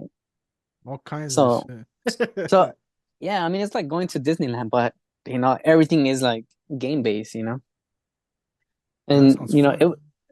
I mean, and it was like invite only, so we got fortunate enough to like be able to attend together. And in that whole thing, we had a team. We had like a little small group that we would go all and do things all together, and we would look for each other's backs and trying to get in, whatever. For sure. So it was always about the experience, never about like let's grab this and grab that. Like Yeah. that was in addition to that, Mhm. but, fun overall. Is the shop online? No, we tried to do it in shop online, but you know, we have just like we just stuck with like selling on eBay or Mercari or OfferUp. For sure. But most of the time, like when we do attend to these conventions or experiences, we try to post it up on our own page. But that in itself, it does take time, and the limited time that my wife and I have, it's just that we haven't been upkeeping it. But at the same time, a lot of these events have like changed. Yeah. Like E3 is no longer around. Some of these like fast events have like been kind of like scattered and and restricted themselves to just like media and influencing like atmospheres of it. Now you have like TwitchCon and all those. Yeah, you have all of those things too. Like BlizzardCon, like D23 being like Disney. Um, what else? But the other thing too is that like a lot of these events have been moving away from California or LA. Like X Games like left like maybe a decade ago or more because traffic is just bad. The venues are not that great, and then like X Games was dispersed between different counties.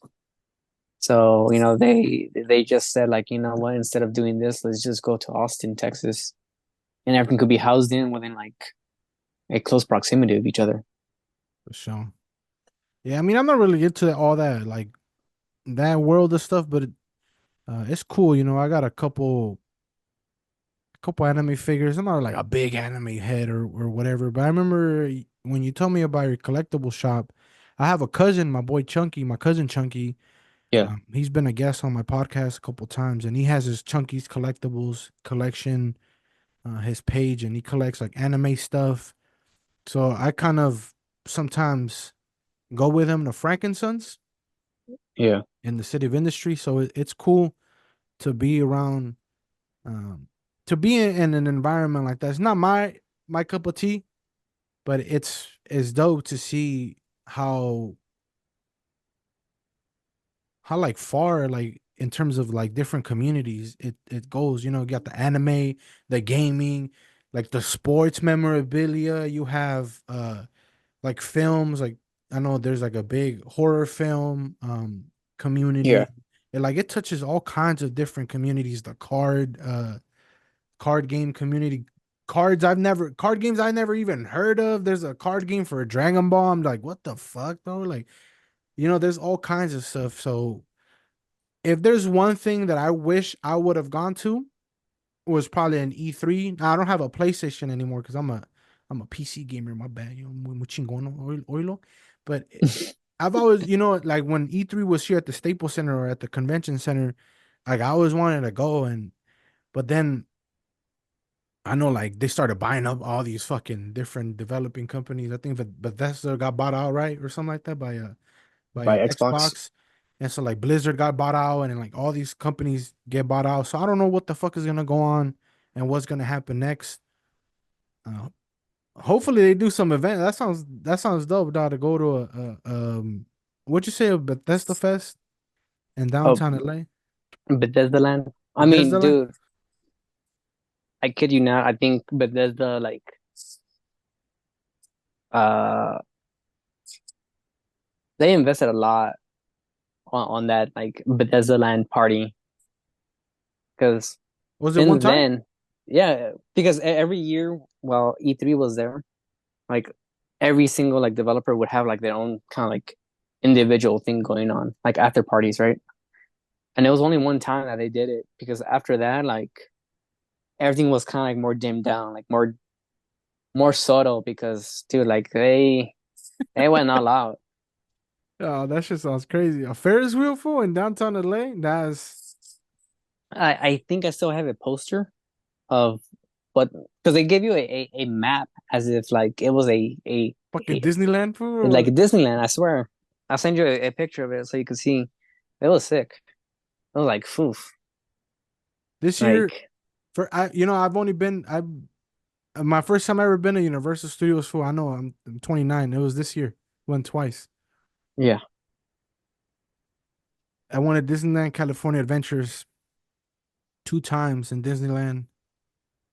Uh, first time since grad night.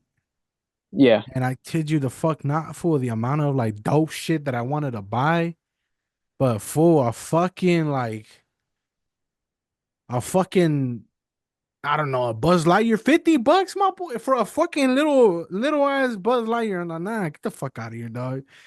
Dude, it's expensive, you know. Mario It- Land, that shit was fucking wild. Mario Land was fucking wild. The ride itself is fucking trash, but we'll leave it at that.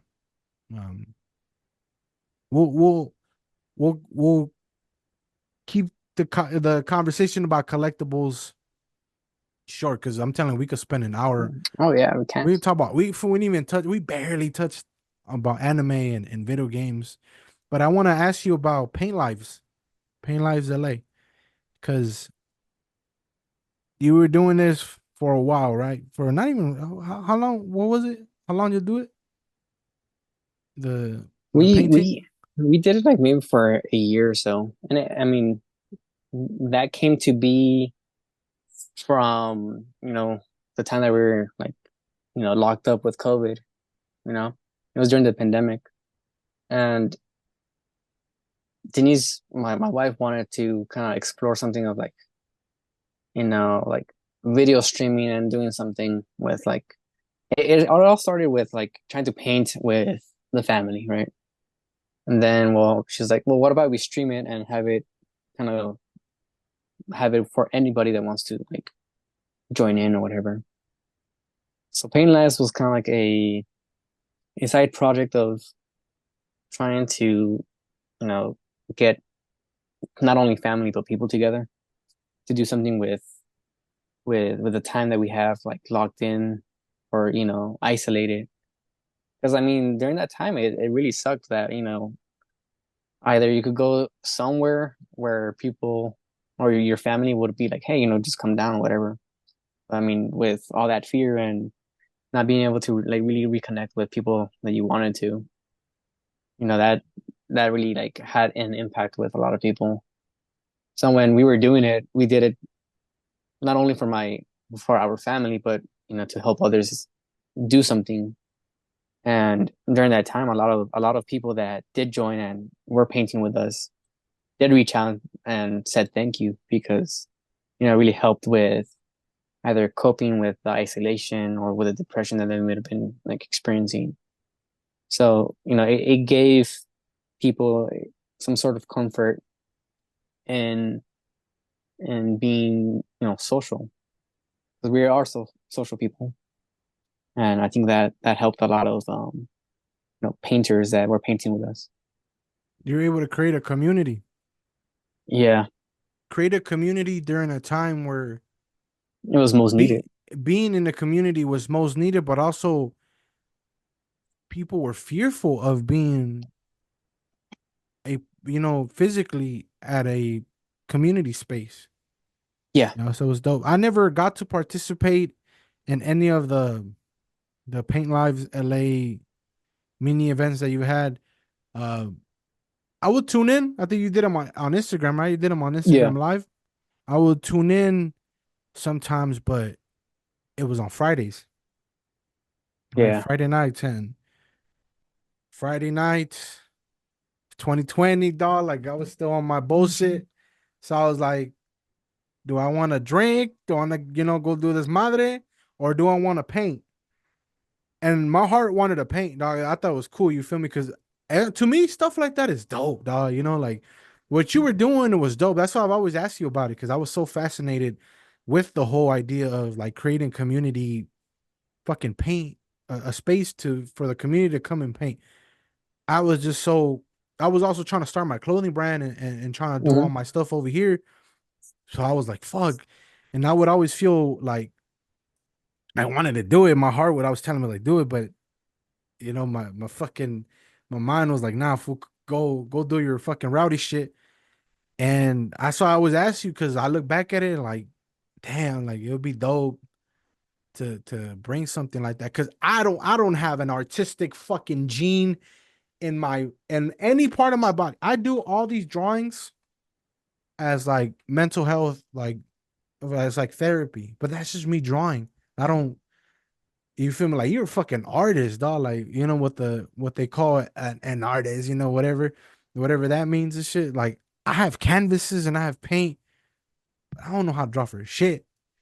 But you see, when I was teaching these classes, I wasn't expecting people to be like, "Hey, I'm a full-time artist. Let me join you." I wasn't even trying to like. I was so out of like painting and drawing, And what I'm interested in painting and drawing, it wasn't what I was showing, because I haven't even drawn since then. Like, if you ask me, like, when was the last time I drew? I was like, dude, I don't even remember. Hmm. But when I was showing these classes, people would like also reach out to me, not only be to thank me, but also say, "Hey, I've never drawn in my life, but because you were teaching it and guiding us on how to draw, this is my first art piece that I've drawn with me not ever knowing that I was able to draw." You get me? Hey, So, dog. I mean, Bob Ross is cool, right? But to have somebody bro, Bob Ross is I look up to Bob Ross because the way that he would paint, it was like to a certain point flawless. It was like so quick and easy. He's like, "Oh yeah, let me show you how to draw," and he would my like, boy is painting ASMR type videos, done shit. bro, he would like slap that brush on, and he would create Wizard, magic, man. wizard, dog. He was a fucking wizard. So Paint Lives yeah, LA was It's a beautiful concept. I always ask you that. Are you gonna bring it back? Because if you do bring, I'm not saying that you should, but if you do ever decide to bring it back, I don't know if I physically go to the actual event, but I'll be on the other side on the Insta, watching from the Instagram and fucking and paint. Because I fuck with that shit, dog. I fuck with I fuck with canvas painting. Maybe now because I would do it a lot at my job, working with the youth. I had there's a group of girls that like uh doing canvas painting, mhm. and they would always be like, hey, Mister, like, how come you don't want to paint with us? And I was like, I don't, whatever. Then after a while, I was like, all right, fuck it, boom, and I started doing, it, and it was so therapeutic because most of the time I draw, like, I just got acrylic markers. Yeah, I was never a tagger or anything. I was never like on the graffiti stuff, but I just like the fucking sound of the marker going off the marble for the yeah, little the bearing. the decals and shit, or the just the bright fucking sharpies. But there's nothing like having a canvas with the paintbrush. And, and it was never about saying, "Hey, it's about the final product." It's about like, "Hey, let's do this together." Um, you know, you don't need to have a proficient artistic background. I was like, "Hey, let's do this together." You've never painted, well, there's always a first try. Um, Now, Never if I'm was I. self-critical, dog, I'll be like, No, nah, my I shit's mean, the best, homie. What's up, dog? Nah, but even then, like we would joke around, like, "Hey, look at my painting." You know, it was never about criticizing, but it was about having fun. It's like, yeah, you fuck up and you mess it up, or like it doesn't come out the way that I drew it. You get a crack out of it, but it was never to like, put someone down. The same way that you find painting therapeutic, maybe someone was finding that, you know, and that in itself helped them through the crisis that we were living through the pandemic, you know? oh, yeah, no, that shit was it was a tough time. There was one time I had an idea to do something like that with the homies. It was gonna revolve around some rowdy shit like, hey, let's bring some fucking brews, bring some bottles, bring fucking some bud and let's paint, or let's take some shrooms and let's paint. It never manifested itself.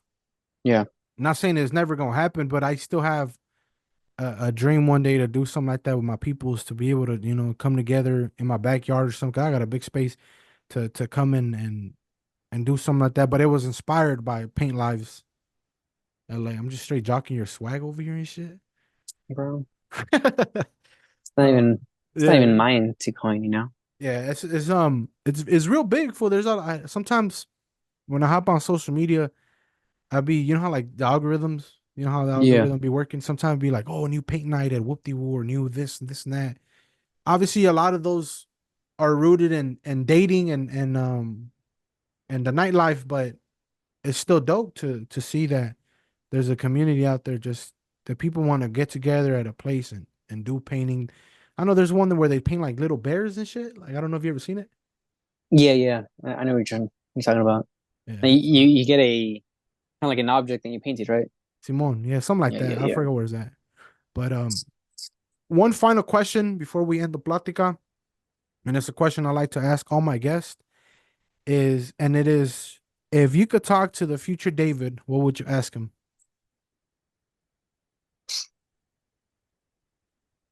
Shit. I wouldn't even know, to be honest. Because I think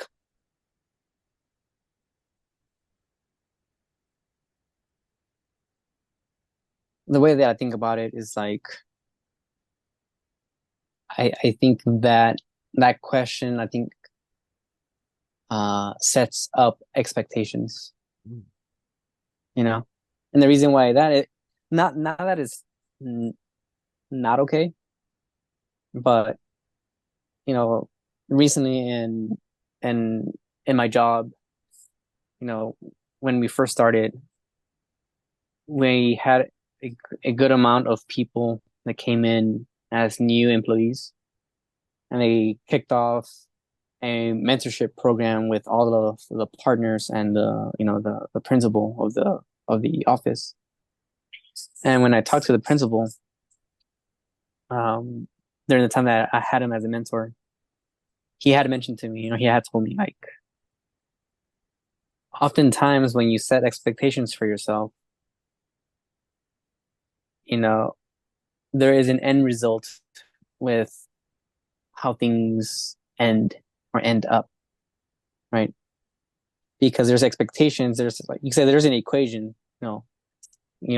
If you have expectations, there's a equation with a certain outcome, and whether that outcome either comes out the way that you wanted it or it doesn't, you know, that impacts on how you view that expectation. You know, so I mean, me asking myself or my future self, like, I think a lot of those questions I would have are like things that are with expectations, you Mm. know. So most of the time, I'm like, I think my future self. If I see my future self, I'm like, well,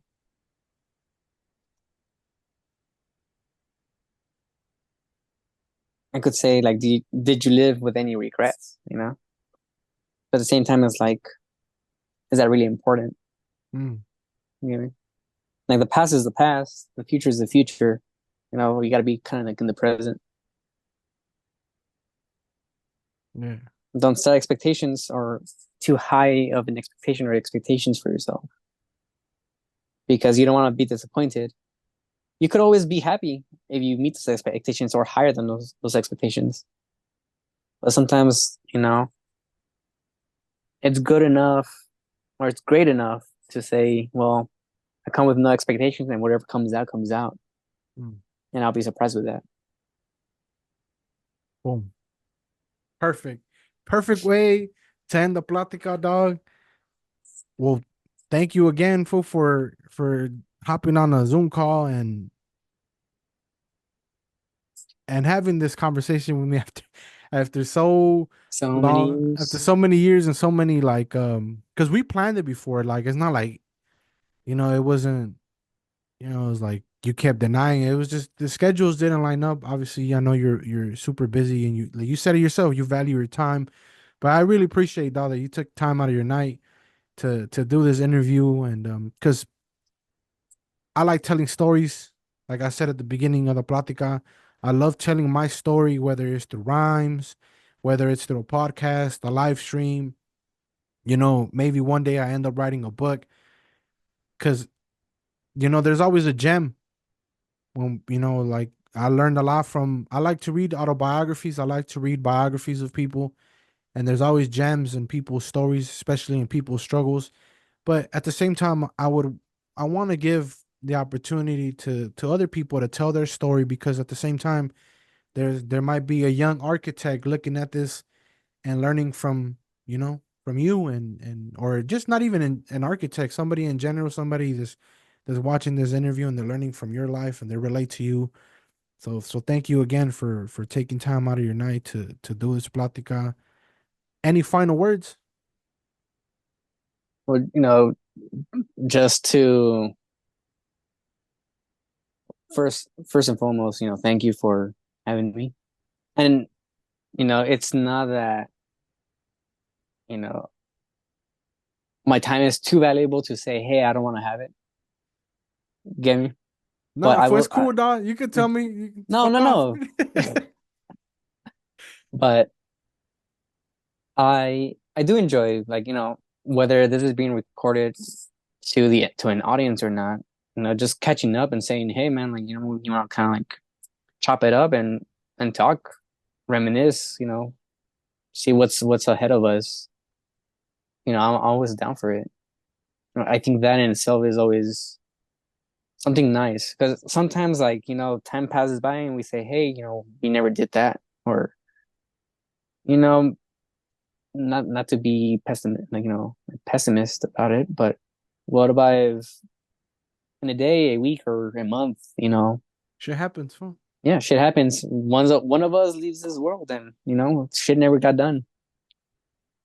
But it's always nice to just talk and about the random shit. Whether it's random to us, it may be important to someone else. Oh yeah, that's true, dog. I mean, I don't record these and expect to go viral, dog. I don't have any expectation with these.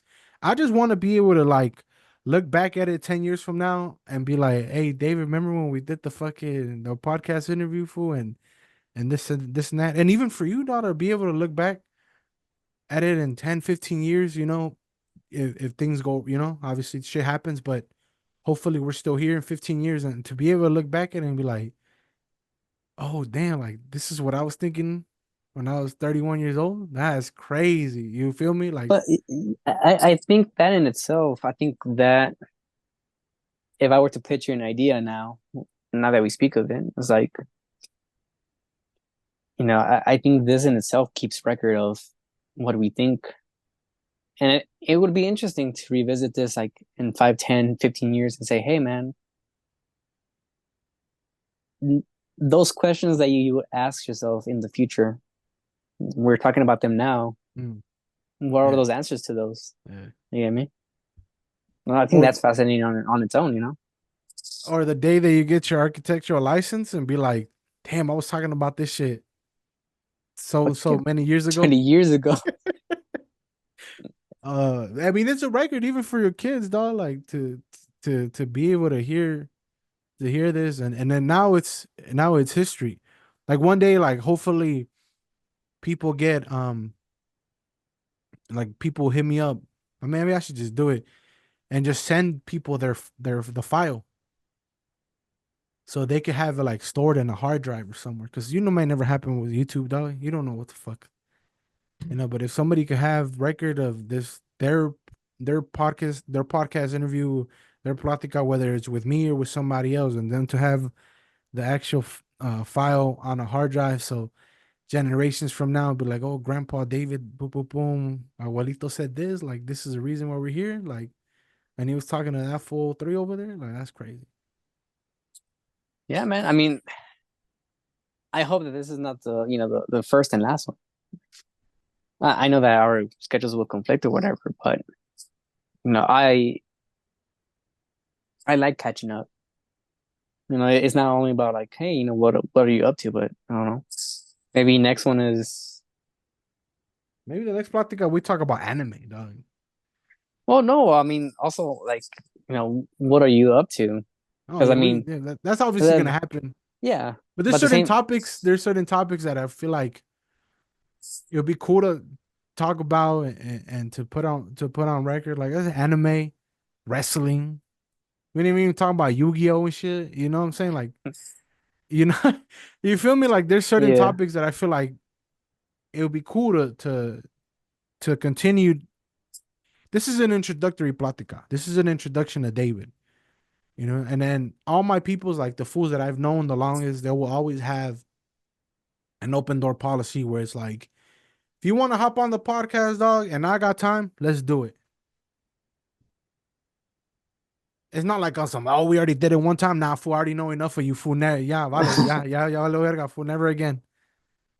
So yeah, there's gonna be an opportunity, whether it's the next plática, whether it's 10 pláticas from now, whether it's 100 pláticas from now. I know that there's gonna be multiple episodes where we sit down and we chop it up and we get it on record. So. But yeah, thank you again, fool. Like, have a nice night. Hope you download fucking Warzone again, because it's gonna drop in like 2 weeks. If you get that shit updated, and we'll get at least 1 or 2 rounds on the new map. Try it out, play with your cousin.